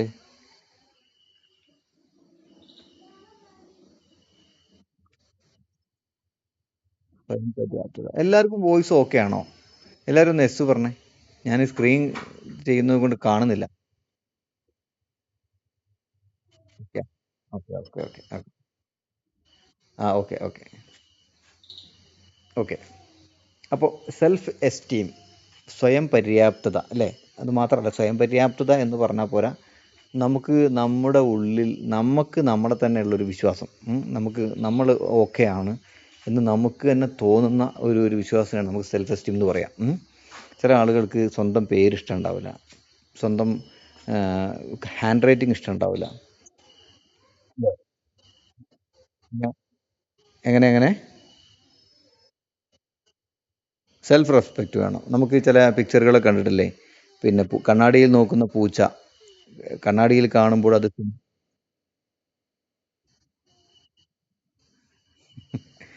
ഓക്കെ, കണ്ണാടിയിൽ പിന്നെ പൂച്ചയെ കാണുന്നു, പക്ഷേ കണ്ണാടിയിൽ കാണുന്ന പ്രതിബിംബം സിംഹമായിട്ട് കാണുന്ന പോലെ നമുക്ക് നമ്മളിൽ തന്നെ നല്ല കോൺഫിഡൻസ് ഉണ്ടെങ്കിൽ നമ്മുടെ കുറേ പ്രശ്നങ്ങൾ നമുക്ക് സൊല്യൂഷൻ കണ്ടെത്താൻ പറ്റും എന്നത് ഞാൻ പറയുന്നതല്ല, സൈക്കോളജി പറയുന്നതാണ്. ഓക്കെ. നമുക്കത് എപ്പോഴും കണ്ടെത്താൻ പറ്റാത്തത്, ഇപ്പോൾ ചില ആളുകൾ എനിക്കൊന്നിനും അത് പറ്റാൻ നമുക്ക് കഴിയണം, അത് പ്രാക്ടീസ് ചെയ്ത് തന്നെ കൊണ്ടുവരണം. കാരണം ഇപ്പോൾ ഞാൻ ചോദിക്കുന്നത്, നമുക്ക് പറയാമല്ലോ, ഓരോരുത്തരും മോട്ടിവേഷൻ ക്ലാസ്സിൽ ഇങ്ങനെ പറയുന്നത് കേൾക്കാറുണ്ടല്ലോ. പിന്നെ എഡ്മണ്ട് ഹിലാരി എവറസ്റ്റ് കീഴടക്കിയത് അദ്ദേഹത്തിൻ്റെ ഒരുപാട് കാലത്തെ പരിശ്രമം കൊണ്ടാണ്. പക്ഷെ അതേസമയം അത് കഴിയില്ല എന്ന് വിചാരിക്കുന്ന നമ്മുടെ ഇടയിലുള്ള പല ആളുകളുണ്ട്. നമുക്ക് തന്നെ എനിക്ക് കഴിയുമെന്നൊക്കെ ഞാൻ വിശ്വസിക്കുന്നുണ്ട്. പക്ഷേ പോണ്ടതെന്നുള്ളത് നമുക്ക് വേറെ കാര്യമാണ്. ഞാൻ പറഞ്ഞത് നമുക്ക് പരിശ്രമിച്ചാൽ നമുക്ക് ചെയ്യാൻ പറ്റുന്നതേ ഉള്ളൂ. പ്രത്യേകിച്ച് ഹ്യൂമൻ ബീയിങ് എന്ന് പറഞ്ഞു കഴിഞ്ഞാൽ അൺപ്രഡിക്റ്റബിൾ ആണ് മനുഷ്യൻ്റെ കഴിവ് എന്ന് പറഞ്ഞാൽ. അത് നമ്മുടെ ഉപബോധ മനസ്സ് എന്നൊക്കെ പറഞ്ഞു കഴിഞ്ഞാൽ ഭയങ്കര സംഭവമാണ്. ഓക്കെ, നമ്മളല്ലേ കഴിഞ്ഞ ക്ലാസ്സിന് മുമ്പ് പറഞ്ഞിരുന്നല്ലോ നമ്മുടെ ഉപബോധ മനസ്സിൻ്റെ ശക്തി എന്നൊക്കെ പറഞ്ഞ പുസ്തകത്തിൻ്റെ കാര്യം. ഓക്കെ, അപ്പോൾ നമുക്ക് അൺപ്രഡിക്റ്റബിൾ ആണ് മനുഷ്യൻ എന്ന് പറഞ്ഞു കഴിഞ്ഞാൽ. നിങ്ങൾ ഇപ്പോൾ കഴിഞ്ഞ ദിവസം സെപ്റ്റംബറിൽ 25 മറ്റോ ഭൂഖണ്ഡാനന്തര ബാലിസ്റ്റിക് മിസൈൽ പരീക്ഷിച്ച ഒരു രാജ്യമാണ് ഇറാൻ എന്ന് പറയുന്നത്. ഓക്കെ, അതിൻ്റെ കുറച്ച് ദിവസം മുമ്പ് പിന്നെ നോർത്ത് കൊറിയ ഒരു ബാലിസ്റ്റിക് മിസൈൽ എന്ത് ചെയ്തു, പരീക്ഷിച്ചു. അപ്പോൾ അത് അവർ ഇടയ്ക്കിടയ്ക്ക് പരീക്ഷിച്ചുകൊണ്ടിരിക്കുകയാണ്. ഇന്ത്യയുടെ കയ്യിലുണ്ട്, ബ്രഹ്മോസ് ഒക്കെ ഉണ്ട്. അപ്പോൾ അതുപോലെ പല സ്ഥലങ്ങളിലുണ്ട്, പിന്നെ പല രാജ്യങ്ങളുടെ കയ്യിലുണ്ട്. ഞാൻ പറഞ്ഞ ഇതൊക്കെ നമ്മുടെ ഇടയിലുള്ള ആളുകൾ തന്നെയല്ലേ, ഇത്തരം പുതിയ പുതിയ ടെക്നോളജി കൊണ്ടുവരുന്ന ആളുകൾ. പിന്നെ എല്ലാം നമ്മുടെ ഇടയിലുള്ള ആളുകൾ തന്നെയാണ്. അത് എന്തുകൊണ്ട് നമ്മളെക്കാൾ വലിയ കഴിവുള്ള ആളുകളൊന്നും ആയിരിക്കില്ല അവർ. പക്ഷേ പലരും നന്നായി പ്രാക്ടീസ് ചെയ്ത് കഴിവുണ്ടാക്കിയെടുക്കുന്നതാണ്. ഇഷ്ടംപോലെ അനുഭവങ്ങൾ നമുക്ക് പറയാനുണ്ട്. ഇപ്പോൾ പിന്നെ വിൻസ്റ്റൺ ചർച്ചിൽ നല്ല പ്രഭാഷകനായിരുന്നു, ബ്രിട്ടീഷ് പ്രധാനമന്ത്രിയായിരുന്നു. പക്ഷേ അദ്ദേഹത്തിന് വിക്കുണ്ടായിരുന്നു സംസാരത്തിൽ. അങ്ങനെ അതൊന്ന് നല്ല വിക്കുള്ള ആളായിരുന്നു വിൻസ്റ്റൺ ചർച്ചിൽ എന്നാണ് കേൾക്കുന്നത്. അപ്പോൾ അദ്ദേഹത്തിന് നന്നായി പ്രാക്ടീസ് ചെയ്ത് അതൊരു വലിയ മാറ്റം കൊണ്ടുവരാം. മൂർച്ച കൂട്ടുക എന്നാണ് പറയുക. അപ്പോൾ എത്ര നല്ല നടനാണെങ്കിൽ പോലും പലപ്പോഴും അവർ പറയുന്ന കാര്യങ്ങളുണ്ട്. ഇപ്പോഴും ഞാൻ മൂർച്ച കൂട്ടിക്കൊണ്ടിരിക്കുകയാണ് അല്ലേ. അതെന്തുകൊണ്ടാണ് മൂർച്ച കൂട്ടുന്നതെന്ന് ചോദിച്ചു കഴിഞ്ഞാൽ സ്വന്തത്തോടുള്ള ഒരു ഇഷ്ടം കൊണ്ടാണ്. എനിക്കിത് പോരാ, ഞാൻ കുറച്ചും കൂടി നന്നാവണം. Voice break ആകുന്നുണ്ടോ?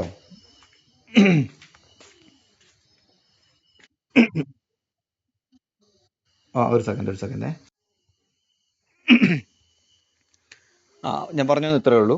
പിന്നെ നമുക്ക് എത്രത്തോളം നമ്മളിൽ കോൺഫിഡൻസ് വരുന്നു അതിനനുസരിച്ച് നമുക്ക് ഇമ്പ്രൂവ്മെന്റ് വരുള്ളൂ.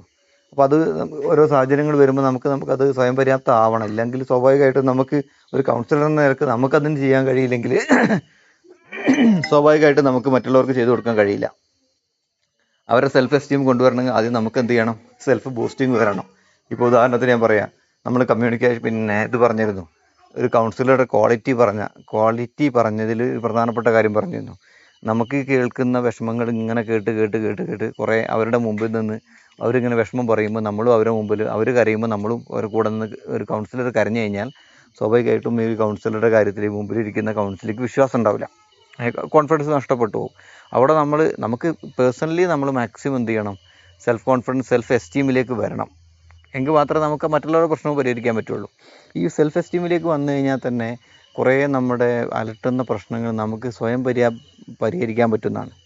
ഓക്കെ, നമുക്ക് പറയാം, ഓരോന്നോരോന്ന് പറയുമ്പോൾ പറയാം.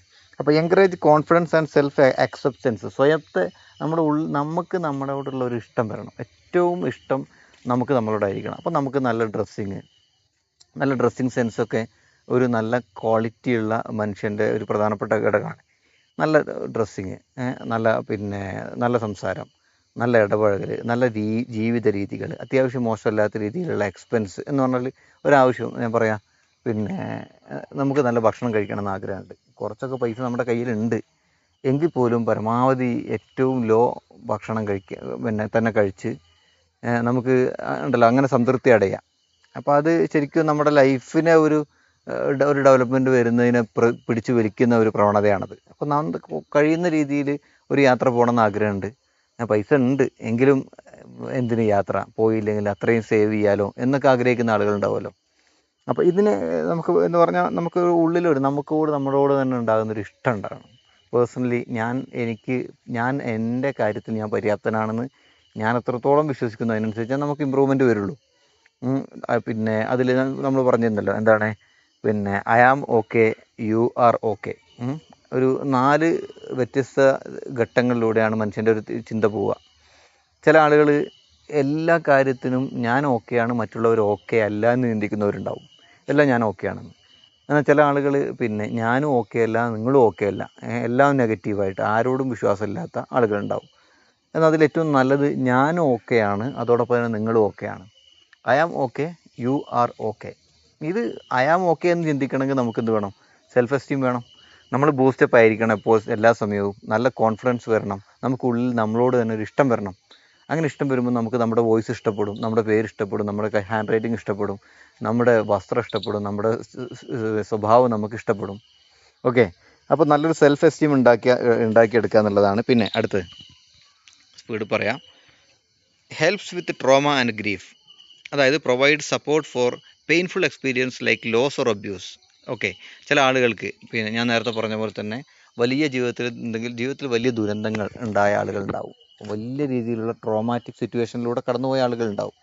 അങ്ങനെ വരുന്ന ആളുകൾക്ക് അവർക്ക് ഗ്രീഫ്, അവരുടെ ഒരു വലിയ വിഷമ സമയങ്ങളിൽ സപ്പോർട്ട് കൊടുക്കാൻ പറ്റും. ഓക്കെ, അത് അവരുടെ പ്രശ്നങ്ങൾക്ക് ഒരു പരിഹാരം കൊടുക്കാൻ പറ്റുന്ന രീതിയിൽ നല്ല എന്തെങ്കിലും ടെക്നിക്കുകൾ അല്ലെങ്കിൽ മെത്തേഡുകൾ പറഞ്ഞു കൊടുക്കാനും കാര്യങ്ങൾക്കൊക്കെ പറ്റും. ഓക്കെ, പിന്നെന്താണ് സപ്പോർട്ട് പോസിറ്റീവ് തിങ്കിങ്. ഇത് വളരെ പ്രധാനപ്പെട്ടതാണ്. നമ്മുടെ ചിന്താഗതി എത്രത്തോളം പോസിറ്റീവ് ആകുന്നു അതിനനുസരിച്ച് നമുക്ക് സെൽഫ് ഇമ്പ്രൂവ്മെൻറ്റും നമുക്ക് പേഴ്സണൽ ഇമ്പ്രൂവ്മെൻറ്റും കരിയർ ഇമ്പ്രൂവ്മെൻറ്റും എല്ലാം ഉണ്ടാവുള്ളൂ. ഓക്കെ, എന്ന് പറഞ്ഞാൽ ഞാൻ പറയാം, അതായത് ഈ പ്രത്യേകിച്ച് കൗൺസിലിങ്ങിൽ ഏറ്റവും പ്രധാനപ്പെട്ടതാണ് പോസിറ്റീവ് തിങ്കിങ് റീഫിൽ ചെയ്യുക എന്ന് പറയുന്ന പ്രോസസ്സ്. CBT ഒക്കെ കേട്ടിട്ടുണ്ടാവുമല്ലോ. അപ്പോൾ അതിലൊക്കെ ഏറ്റവും പ്രധാനപ്പെട്ടത് നെഗറ്റീവ് ഇതിങ്ങനെ കംപ്ലീറ്റ് റീപ്ലേസ് ചെയ്ത് ആ മൈൻഡിലേക്ക് പോസിറ്റീവ് ഇങ്ങനെ എന്ത് ചെയ്യണം, കൊണ്ടുവരണം. അത് നെഗറ്റീവ് എടുത്ത് മാറ്റുക, പകരം പോസിറ്റീവ് കൊണ്ടുവരിക. ഇത് മാക്സിമം എത്രത്തോളം ചെയ്യുന്നതിനനുസരിച്ച് നമുക്ക് പിന്നെ പോസിറ്റീവ് തിങ്കിങ് വരുള്ളൂ. ഇപ്പോൾ പ്രത്യേകിച്ച് നമുക്ക് നമ്മുടെ ലൈഫിലൊക്കെ പിന്നെ ഏറ്റവും ആദ്യം നമ്മുടെ മനസ്സിലേക്ക് ഒരു നെഗറ്റീവായിരിക്കും. ഏറ്റവും കൂടുതൽ കാര്യങ്ങൾ നെഗറ്റീവായിരിക്കും. അതിന് പകരം ഈ നെഗറ്റീവ് ചിന്താഗതി ഒന്നാമത് വരുന്നതിന് പകരം വന്നോട്ടെ, പക്ഷേ എങ്കിൽ പോലും അതിനെ പോസിറ്റീവാക്കി നമുക്ക് മാറ്റിയെടുക്കാൻ കഴിയുന്ന രീതിയിലുള്ള ഒരു പ്രാക്ടീസ് നമ്മുടെ ജീവിതത്തിൽ നമ്മൾ കൊണ്ടുവരണം. ഓക്കെ, അപ്പോൾ അത് നല്ല കൗൺസിലിംഗ് കൊണ്ട് അല്ലെങ്കിൽ മെൻ്റൽ ഹെൽത്ത് കൗൺസിലിംഗ് കൊണ്ട് ഉണ്ടാകുന്ന വളരെ പ്രധാനപ്പെട്ട ഒരു കാര്യമാണ് support positive thinking. Changes negative thoughts pattern into positive ones, അല്ലേ? അപ്പോൾ നെഗറ്റീവ് പാറ്റേൺസിനെ മാക്സിമം പോസിറ്റീവിലേക്ക് എത്തിക്കുക. അപ്പോൾ ഞാനും നിങ്ങളും ഒക്കെ ഉള്ള സമൂഹത്തിൽ നമ്മൾ അനുഭവിക്കുന്ന കുറേ പ്രശ്നങ്ങളുണ്ട്. എന്തായാലും കുറേ പ്രശ്നങ്ങളുണ്ടാവും. ഓരോരുത്തർക്കും വ്യക്തിപരമായ പ്രശ്നങ്ങളുണ്ടാവും. അത് അവർ സമൂഹത്തിൽ നേരിട്ട പ്രശ്നങ്ങളായിരിക്കാം, നേരിടുന്ന പ്രശ്നങ്ങളായിരിക്കാം, അല്ലെങ്കിൽ നമ്മളെ കൊണ്ട് തന്നെ നമ്മുടെ പേഴ്സണൽ ഇടപെടലുകൾ കൊണ്ടുണ്ടാകുന്ന പ്രശ്നങ്ങളായിരിക്കാം, അല്ലെങ്കിൽ മറ്റെന്തെങ്കിലും കാരണങ്ങൾക്കുണ്ടായി നമ്മൾ പോലും അറിയാത്ത അല്ലെങ്കിൽ നമ്മൾ സ്വന്തമായി ചെയ്യാത്ത കാര്യങ്ങളായിരിക്കാം. സമൂഹം പലതരത്തിൽ പല ആളുകളെയും പല രീതിയിലാണല്ലോ കാണുന്നത്. അപ്പം നമ്മൾ നമ്മുടെ ചുറ്റുപാടിൽ അനുഭവിക്കുന്ന ഈ പ്രശ്നങ്ങൾക്ക്, ഈ ചിന്താഗതി പ്രശ്നങ്ങൾക്ക് അതിനെ ഈ നെഗറ്റീവ് പ്രശ്നങ്ങളെ നമ്മൾ പോസിറ്റീവാക്കി കൊണ്ടുവരിക എന്നുള്ളതാണ്. ഇപ്പോൾ നമ്മൾ മുമ്പ് പറഞ്ഞിരുന്നു തോന്നുന്നു, രാഷ്ട്രീയത്തിലൊക്കെ നന്നായിട്ട് പ്രവർത്തിക്കുന്ന ആളുകൾക്ക് അവർക്ക് പല വിഷയങ്ങളും അവരെ ജീവിതത്തിൽ അലട്ടുക പോലുമില്ല, അല്ലേ? ശ്രദ്ധിച്ചിട്ടുണ്ടോ? അവരെ എത്ര ഭീകരമായ ആരോപണങ്ങൾ അവരുടെ നേരെ വന്നാലും, എന്ത് പ്രശ്നങ്ങൾ വന്നു കഴിഞ്ഞാൽ അവരുടെ നെഗറ്റീവ് നിസ്സാരമായിട്ട് ഇത്തരം പ്രശ്നങ്ങൾ കൈകാര്യം ചെയ്യുന്ന ആളുകളുണ്ട്. അപ്പോൾ അതൊന്നും അവർ കൗൺസിലിംഗ് പഠിച്ചത് കൊണ്ടൊന്നും ആയിരിക്കില്ല. ഓക്കെ, അപ്പോൾ ഏറ്റവും നല്ലത് നെഗറ്റീവ് ചിന്താഗതികൾ മാറ്റിയിട്ട് പോസിറ്റീവ് ചിന്തയിലേക്ക് കൊണ്ടുവരിക എന്നുള്ളതാണ് പ്രധാനപ്പെട്ടത്. ഓക്കെ, ഇനി എന്തൊക്കെയാണ് സാധാരണ ഒരു കൗൺസിലിങ്ങിൽ, ഒരു മെൻ്റൽ ഹെൽത്ത് കൗൺസിലിങ്ങിൽ സാധാരണ രീതിയിൽ ഉപയോഗിക്കുന്ന മെത്തേഡുകൾ? ഓക്കെ, നോക്കിക്കോളൂ. ഒന്ന്, ടോക്ക് തെറാപ്പി. സ്പീഡ് പറയാം. Talk therapy. എന്താ ടോക്ക് തെറാപ്പി എന്ന് പറഞ്ഞു കഴിഞ്ഞാൽ, കൗൺസിലിംഗ് എന്ന് പറഞ്ഞു കഴിഞ്ഞാൽ തന്നെ ടോക്ക് തെറാപ്പിയാണ്. സംസാരമാണ് ഇതിൽ ഏറ്റവും പ്രധാനപ്പെട്ടത്. മാക്സിമം കേൾക്കുക, നന്നായിട്ട് സംസാരിക്കുക, അവരെ കൊണ്ട് സംസാരിപ്പിച്ചെടുക്കുക, അവരെ കൊണ്ട് തന്നെ പ്രശ്നങ്ങൾ പരിഹരിപ്പിക്കുക. ഇതൊക്കെയാണ് നമ്മൾ ഒന്നാമത്തെയും രണ്ടാമത്തെയും സ്റ്റെപ്പുകളിൽ പറഞ്ഞ കാര്യങ്ങൾ. അപ്പോൾ talk therapy, psychotherapy, discussing feelings and thoughts to find solution. അതായത് പ്രശ്നങ്ങൾ കണ്ടെത്താനും അതിൻ്റെ പരിഹാരം കണ്ടെത്താനും പറ്റുന്ന രീതിയിൽ നല്ല നല്ല കാര്യങ്ങൾ, തോട്ടുകൾ, ചിന്തകൾ അവർക്ക് ചിന്തിപ്പിച്ചു കൊടുക്കുക, അല്ലെങ്കിൽ സംസാരിപ്പിച്ചെടുക്കുക. അവരെ പ്രശ്നങ്ങൾ ഇങ്ങോട്ട് കംപ്ലീറ്റ് റിവീൽ ചെയ്യിപ്പിക്കുക, അതിനിങ്ങനെ പരിഹാരം കൊടുക്കുക. രണ്ടാമത്തെ കോഗ്നിറ്റീവ് ബിഹേവിയർ തെറാപ്പി. മുമ്പ് പലവട്ടം പറഞ്ഞിരുന്നതാണ്. Changing negative thoughts in to improve behaviour, അല്ലേ? സ്വഭാവം മാറ്റത്തിന് അല്ലെങ്കിൽ പോസിറ്റീവ് ചിന്താഗതിയിലേക്ക് വരാൻ പറ്റുന്ന കോഗ്നിറ്റീവ് ബിഹേവിയർ തെറാപ്പി ചെയ്യിപ്പിക്കുക. 3, മൈൻഡ്ഫുൾനെസ് ആൻഡ് റിലാക്സേഷൻ.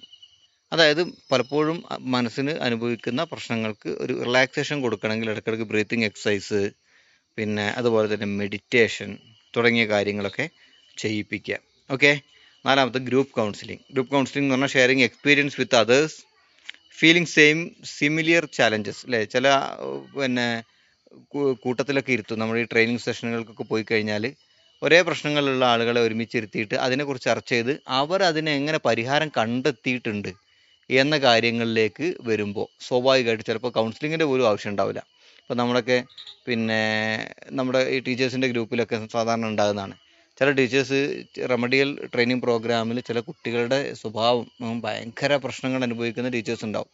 അപ്പോൾ എല്ലാ കുട്ടികളെയും മാറ്റിയിട്ടുണ്ടാവും. ചിലപ്പോൾ ഒന്നോ രണ്ടോ കുട്ടികൾ ക്ലാസ്സിലെ കുട്ടികളെ അല്ലെങ്കിൽ ഒരു കുട്ടിയൊക്കെ ടീച്ചർ എന്ത് തലകുത്തി മറിഞ്ഞിട്ടും പഠിച്ച പണി എന്ത് പരീക്ഷിച്ചിട്ടും മാറാത്ത കുട്ടികളുണ്ടാവും. അപ്പോൾ ഇവരെ ഒരു കുട്ടിയെ കൊണ്ട് ക്ലാസ് മുന്നോട്ട് കൊണ്ടുപോകാൻ പറ്റാത്ത സാഹചര്യങ്ങൾ വരും. അപ്പോൾ ഇത്തരം സാഹചര്യങ്ങളിൽ നമ്മളോടൊക്കെ ചോദിക്കുമ്പോൾ നമ്മൾ എന്ത് ചെയ്യാറാണ്, ടീച്ചേഴ്സിൻ്റെ ഗ്രൂപ്പിൽ എന്ത് ചെയ്യും, ഇവരുടെ ഒരു ഗ്രൂപ്പ് ഉണ്ടാക്കിയിട്ട് അതിൽ ഡിസ്കസ് ചെയ്യിപ്പിക്കുകയാണ് ചെയ്യുക. അപ്പോൾ ഇതേപോലത്തെ പ്രശ്നങ്ങൾ അനുഭവിച്ച ടീച്ചേഴ്സ് ഉണ്ടാവും. അവരെങ്ങനെയാണ് ഇത്തരം കുട്ടികളെ കൈകാര്യം ചെയ്തതെന്നുള്ളത് ചർച്ച ചെയ്യിപ്പിക്കും. അപ്പോൾ സ്വാഭാവികമായിട്ടും അവർ അവരുടെ എക്സ്പീരിയൻസ് ഷെയർ ചെയ്യും. അത് അപ്ലൈ ചെയ്യുമ്പം പലപ്പോഴും ഈ പ്രശ്നങ്ങൾ പരിഹരിക്കാറുണ്ട്.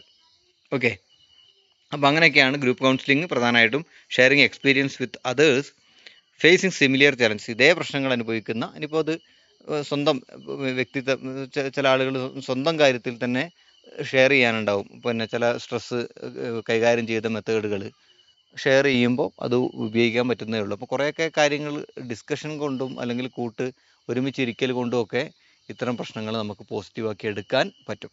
ഓക്കെ, അപ്പോൾ ഇതൊക്കെയാണ് പ്രധാനമായിട്ടും മെൻ്റൽ ഹെൽത്ത് കൗൺസിലിംഗ് എന്ന് പറഞ്ഞു കഴിഞ്ഞാൽ ഉള്ളത്. ഓക്കെ, അപ്പോൾ അതിൽ എന്തൊക്കെയാണ് ബെനിഫിറ്റുകളെന്നും കാര്യങ്ങളൊക്കെ നമ്മൾ ചർച്ച ചെയ്തു. ഏറ്റവും പ്രധാനപ്പെട്ടത് റെഡ്യൂസ് ആങ്സൈറ്റി, സ്ട്രെസ്സ്, ഡിപ്രഷൻ തുടങ്ങിയ കാര്യങ്ങൾ റെഡ്യൂസ് ചെയ്യുക, അതിനെ കൺട്രോൾ ചെയ്യാൻ പറ്റും. ഓക്കെ, കൺട്രോൾ ചെയ്യുക, അത് മാക്സിമം പ്രാക്ടീസ് ചെയ്ത് പൂർണ്ണമായിട്ടും എന്ത് ചെയ്യാൻ പറ്റും, മാറ്റിയെടുക്കാനൊക്കെ പറ്റും. അതിനൊക്കെ നല്ല കൗൺസിലിംഗ് ആയിരിക്കണം. കൗൺസിലിംഗ് ഇടവിട്ട് പകുതി വെച്ച് മുറിഞ്ഞു പോകരുത്. പിന്നെ കൃത്യമായിട്ട് ഫോളോ അപ്പ് നടത്തണം. അതിനനുസരിച്ച് പേയ്മെൻറ്റും കാര്യങ്ങളൊക്കെ നിങ്ങൾക്ക് ആരാണോ ചെയ്യുന്നവർക്ക് വാങ്ങുകയൊക്കെ ചെയ്യാം. പക്ഷേ എങ്കിൽ പോലും ഒരു കൗൺസിലിംഗ് ഏറ്റെടുക്കുമ്പോൾ അതിൻ്റെ പ്രശ്നങ്ങൾ പൂർണ്ണമായിട്ടും പരിഹരിക്കാൻ പറ്റുമെന്ന് കോൺഫിഡൻസ് ഉണ്ടെങ്കിൽ അതിനെ മുന്നോട്ട് കൊണ്ടുപോകുക. ഓക്കെ, അത് ഇല്ല എന്ന് നമുക്ക് തോന്നുകയാണെങ്കിൽ നമ്മൾ ആ വ്യക്തിയുടെ ജീവിതം വെച്ചിട്ട് ഒരിക്കലും കളിക്കരുത്. ഇതൊരു നമുക്ക് ഒരു സാമ്പത്തിക സ്രോതസ് ആയിട്ട്, അല്ലെങ്കിൽ അത് സാമ്പത്തികം ഉണ്ടാക്കാനുള്ളൊരു മാർഗമായിട്ട് മാത്രം ഇതിനെ കാണുന്ന ഒരു പ്രവണത ഒരിക്കലും ഇതിൽ ശരിയല്ല. ഒന്നിനും ശരിയല്ല, പ്രത്യേകിച്ച് ഇതിൽ തീരെ ശരിയല്ല. എന്ന് പറഞ്ഞാൽ നമ്മളൊരു പ്രൊഡക്റ്റ് കൊടുക്കുകയല്ല ചെയ്യുന്നത്, നമുക്ക് അവരുടെ ലൈഫ് മാറ്റിയെടുക്കാൻ കഴിയുന്ന രീതിയിലുള്ള ടെക്നിക്കുകൾ അല്ലെങ്കിൽ ഒരു മെത്തേഡുകൾ കൊടുക്കുകയാണ് ചെയ്യുന്നത്. നമ്മുടെ സിസ്റ്റം അങ്ങനെയാണ്. അപ്പോൾ അതുകൊണ്ട് തന്നെ നമ്മൾ ചെയ്യുന്നത് വളരെ പെർഫെക്റ്റ് ആയിരിക്കണം. നമുക്ക് കഴിയില്ല എന്ന് തോന്നുകയാണെങ്കിൽ നമ്മൾ അവരുടെ ലൈഫ് വെച്ച് പിന്നെ കളിക്കരുത്. ഓക്കെ, ചിലപ്പോൾ നമുക്കൊരു മരുന്ന് കൊടുത്തത് ഒരു പക്ഷേ മാറിക്കൊടുത്തിട്ടുണ്ടെങ്കിൽ ചിലപ്പോൾ അതിനൊരു മറുമരുന്ന് കഴിച്ചാൽ അത് മാറിപ്പോയേക്കാം. പക്ഷെ അങ്ങനെയല്ല, നമ്മുടേത് എന്ന് പറഞ്ഞു കഴിഞ്ഞാൽ അത്രയും പെർഫെക്റ്റായിട്ട് ചെയ്യേണ്ട കാര്യമാണ്. മെൻ്റൽ ഹെൽത്താണ് നമ്മൾ ഇമ്പ്രൂവ് ചെയ്തു വരുന്നത്. മെൻ്റൽ ഹെൽത്ത് ഇമ്പ്രൂവ് ചെയ്യുക എന്ന് പറയുന്നത് നല്ല ശ്രമകരമായ ദൗത്യമാണ്. നമ്മൾ നന്നായിട്ട് പ്രാക്ടീസ് ചെയ്യിപ്പിച്ചു, വളരെ നന്നായിട്ട് കൗൺസിലിംഗ് കൊടുത്തു, നല്ല മാറ്റം കൊണ്ടുവന്നു. അങ്ങനെ വളരെ ഉഷാറായി ആൾ എന്ന് പറഞ്ഞാൽ വളരെ ഹാപ്പിയായി. അങ്ങനെ ചിലപ്പോൾ കുറച്ച് മാസങ്ങളോ അല്ലെങ്കിൽ കുറച്ച് വർഷങ്ങളോ കഴിഞ്ഞാൽ ഒരു പക്ഷേ നമ്മൾ അന്ന് കൊടുത്ത അതേ വിഷയത്തിന് വീണ്ടും എന്ത് ചെയ്യേണ്ടി വരും, കൗൺസിലിംഗ് കൊടുക്കേണ്ടി വരും. ഓക്കെ, അതേ പ്രശ്നത്തിനായിരിക്കും പിന്നെ നമ്മളെ സമീപിക്കുക. അപ്പോൾ അവരുടെ മാനസികമായി അവരെ കൂടെ നിൽക്കുക എന്നുള്ളതാണ് ഏറ്റവും പ്രധാനപ്പെട്ടത്. അതുകൊണ്ട് തന്നെ ഇത് പ്രൊഫഷനായിട്ട് എടുക്കുന്ന ആളുകൾ ഇതിനേറ്റവും നല്ല പ്രൊഫഷനായിട്ട് കാണണം. അതിനേറ്റവും നല്ല മെത്തേഡുകൾ ഉപയോഗിക്കണം. നമുക്ക് അവരുടെ കൂടെ നിൽക്കണം. നമുക്ക് എന്തൊക്കെ ഇമ്പ്രൂവ്മെൻ്റ് അവർക്ക് കൊണ്ടുവരാൻ പറ്റുമോ അതൊക്കെ കൊണ്ടുവരണം. പിന്നെ ബാക്കി കാര്യങ്ങളൊക്കെ ഓരോരുത്തരുടെയും പേഴ്സണൽ ഡിപ്പെൻസാണ്. ഓക്കെ, അപ്പോൾ ഇതൊക്കെയാണ് പ്രധാനമായിട്ടും നമുക്കൊരു നോർമലി ഒരു മെൻ്റൽ ഹെൽത്ത് കൗൺസിലിങ്ങിൻ്റെ ഗുണങ്ങൾ, ബെനിഫിറ്റുകൾ പറഞ്ഞു. പിന്നെ അതിൻ്റെ സാധാരണ രീതിയിൽ ഉപയോഗിക്കുന്ന മെത്തേഡുകൾ പറഞ്ഞു. Okay, clear?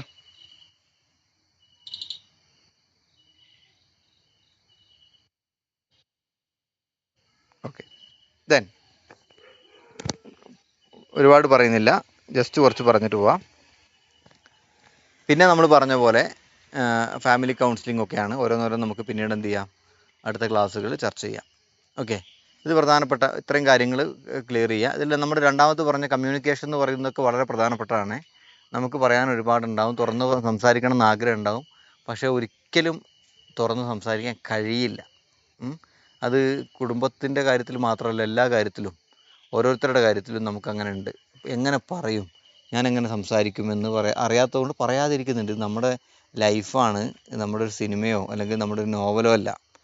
ചില സിനിമകളിലും നോവലുകളിലും കഥകളിലും ഒക്കെ ഫാമിലിയിൽ ഭയങ്കര പ്രശ്നം ഉണ്ടാക്കുന്ന ഫാദർ വളരെ റൂഡായിട്ട് പെരുമാറുന്ന ഫാദർ, മക്കളോട് തീരെ ഇഷ്ടമല്ല. പക്ഷേ അയാളുടെ ഉള്ളിൽ മക്കളെ സ്വയം പര്യാപ്തരാക്കണം എന്ന ആഗ്രഹത്തിലായിരിക്കും എന്ത് ചെയ്യുക, അദ്ദേഹം വളരെ റൂഡായിട്ട് പെരുമാറുന്നുണ്ടെങ്കിൽ പോലും ഉള്ളിൽ അങ്ങനെ ആയിരിക്കും. വീണ്ടും ബ്രേക്ക് ആകുന്നുണ്ട്. എല്ലാവർക്കും ഉണ്ടോ പ്രശ്നം?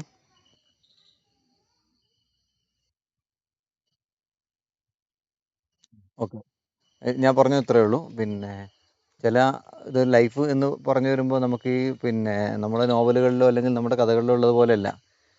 ചിലപ്പോൾ ചില രക്ഷിതാക്കൾ, ചില ഫാദർ എന്ന രീതിയിൽ വളരെ റൂഡായിട്ടും വളരെ സ്ട്രോങ് ആയിട്ടും മക്കളോട് പെരുമാറി മക്കളെ നന്നാക്കി എടുക്കാൻ വേണ്ടിയിട്ടാണ്. ഉള്ളിൽ ഭയങ്കര സ്നേഹമുണ്ട്.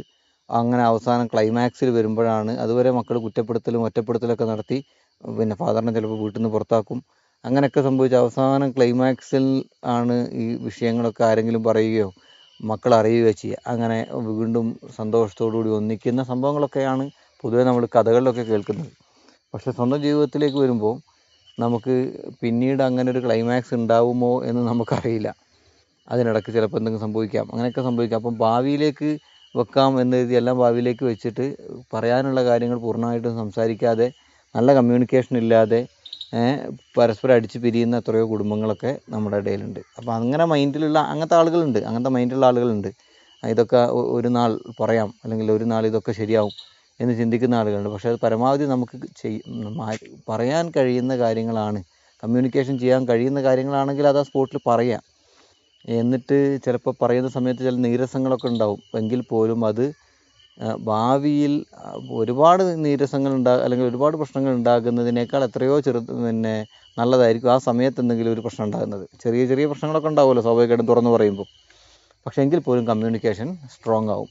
അങ്ങനെ നല്ല വർഷങ്ങളോളം തീരെ ഒരു കമ്മ്യൂണിക്കേഷൻ ഇല്ലാത്ത ഫാമിലിയിൽ ഒരാൾ ഇനിഷ്യേറ്റീവ് എടുത്ത്, ഒരു വീട്ടിൽ ഗൃഹനാഥൻ അല്ലെങ്കിൽ ഫാദർ ഇനിഷ്യേറ്റീവ് എടുത്ത് അയാൾ കമ്മ്യൂണിക്കേഷൻ നന്നായിട്ട് തുടങ്ങി കുടുംബം മുഴുവൻ വളരെ ഹാപ്പിയായി പോകുന്ന കുടുംബങ്ങളെ എനിക്കറിയാം. ഓക്കെ, വളരെ ഹാപ്പിയായി പോയി, ഇപ്പോഴും വളരെ ഹാപ്പിയായി പോകുന്നുണ്ട്. ഒരു ടൂറ് പോലും ഫാമിലിയിൽ എല്ലാവരും പോവില്ല. എനിക്ക് പരിചയമുള്ളൊരു ഫാമിലിയുടെ കാര്യമാണ് പറയുന്നത്. കുറേ ആളുകളുണ്ട് വീട്ടിൽ, വലിയ വലിയ മക്കളാണ്, അവരുടെ ഫാമിലി ഉണ്ട്, കൂട്ടുകുടുംബമാണ്. അവരവരുടെ ഫാമിലി സെപ്പറേറ്റ് ഒക്കെ പോകുന്നുണ്ടാവും. പക്ഷേ എല്ലാവരും കൂടി കാര്യമായിട്ട് ഒരു നല്ല യാത്ര പോവാത്ത എത്രയോ ആളുകളുണ്ട്. അപ്പോൾ എനിക്കറിയുന്നൊരു ഫാമിലി തന്നെയുണ്ട്. അപ്പോൾ അതിൽ കുറേ വർഷങ്ങൾ ഓരോരുത്തർ സെപ്പറേറ്റ് പല ടൂറുകൾക്കും പല യാത്രകൾക്കൊക്കെ പോകുന്നുണ്ട്. പക്ഷേ ഫാമിലി എല്ലാവരും കൂടി ഒരു വാഹനത്തിൽ അങ്ങനെ പോയിട്ടില്ല. അപ്പോൾ ഒരിക്കലും അങ്ങനെ ഒരു വിഷമം പറഞ്ഞ സമയത്ത് എന്തുകൊണ്ട് അങ്ങനെ പോകുന്നില്ല എന്ന് ചോദിച്ചപ്പോൾ അവർ പറഞ്ഞൊരു കാര്യം, ഒരു ഒത്തൊരുമില്ലാത്തത് കൊണ്ടാണെന്ന് പറഞ്ഞു. അവസാനം ഈ ഫാദറിനെ കൊണ്ട് തന്നെ ഇനീഷ്യേറ്റീവ് എടുപ്പിച്ചു, ഒരു വാഹനം ബുക്ക് ചെയ്യിപ്പിച്ചു, ഒരു നല്ല യാത്ര പോയി. പക്ഷെ ആ സമയത്ത് പോലും അവർക്ക് ഇടയിലൊരു വിഷമമുണ്ട്. എങ്ങനെയാണ് ഇപ്പം ബസ്സിലൊക്കെ ഒരുമിച്ച് ഒരു ടൂറിസ്റ്റ് ബസ്സൊക്കെ വിളിച്ച് പോകുമ്പോൾ പാട്ടൊക്കെ പാടേണ്ടി വരും. പക്ഷേ എങ്ങനെ പാട്ടൊക്കെ പാടും? എങ്ങനെ ഒരു ഭയങ്കര ഒരു ഗ്യാപ്പ് ഫീൽ ചെയ്തിരുന്നൊരു ഫാമിലിയാണ്. പക്ഷെ അതിലൊരാൾ, ഫാദർ എന്ന് പറയുന്ന ഒരു വലിയ വ്യക്തി, നല്ല ഒരു ഇനിഷ്യേറ്റീവ് എടുത്തു. അയാൾ ഒറ്റ കാരണം കൊണ്ട്, അയാൾ ആ ഒരു സമയത്ത് ആ ഒരു ഇനിഷ്യേറ്റീവ് എടുത്തത് കൊണ്ട് പിന്നീട് വളരെ ഹാപ്പിയായി ഫാമിലി എല്ലാവരും ഒത്തു. പലപ്പോഴും ഭയങ്കര സെപ്പറേറ്റ് കുറേ പ്രശ്നങ്ങളൊക്കെ ഉണ്ടായിരുന്നതാണ്. അതൊക്കെ വളരെ ഹാപ്പിയായി. എല്ലാ ആഴ്ചയിലും ഒരു ദിവസം ഇവരെല്ലാവരും ഒരുമിച്ച് കൂടി തറവാട്ടിൽ നിന്ന് ഭക്ഷണം കഴിക്കുക. അത് കണ്ടിന്യൂസ് കുറേ വർഷങ്ങളായിട്ട് ഇപ്പോൾ തുടർന്നുകൊണ്ടിരിക്കുന്നതാണ്. ആഴ്ചയിൽ ഒരു ദിവസം ഒരുമിച്ച് തറവാട്ടിൽ നിന്ന് ഭക്ഷണം കഴിച്ച് പിരിയുക. അപ്പോൾ അത് ചിലപ്പം അങ്ങനെ ഒരു പ്രവണതയൊക്കെ പിന്നീട് എന്ത് ചെയ്തിട്ടുണ്ട്, അയാൾ തന്നെ നടപ്പിലാക്കിയിട്ടുണ്ട്. ഓക്കെ,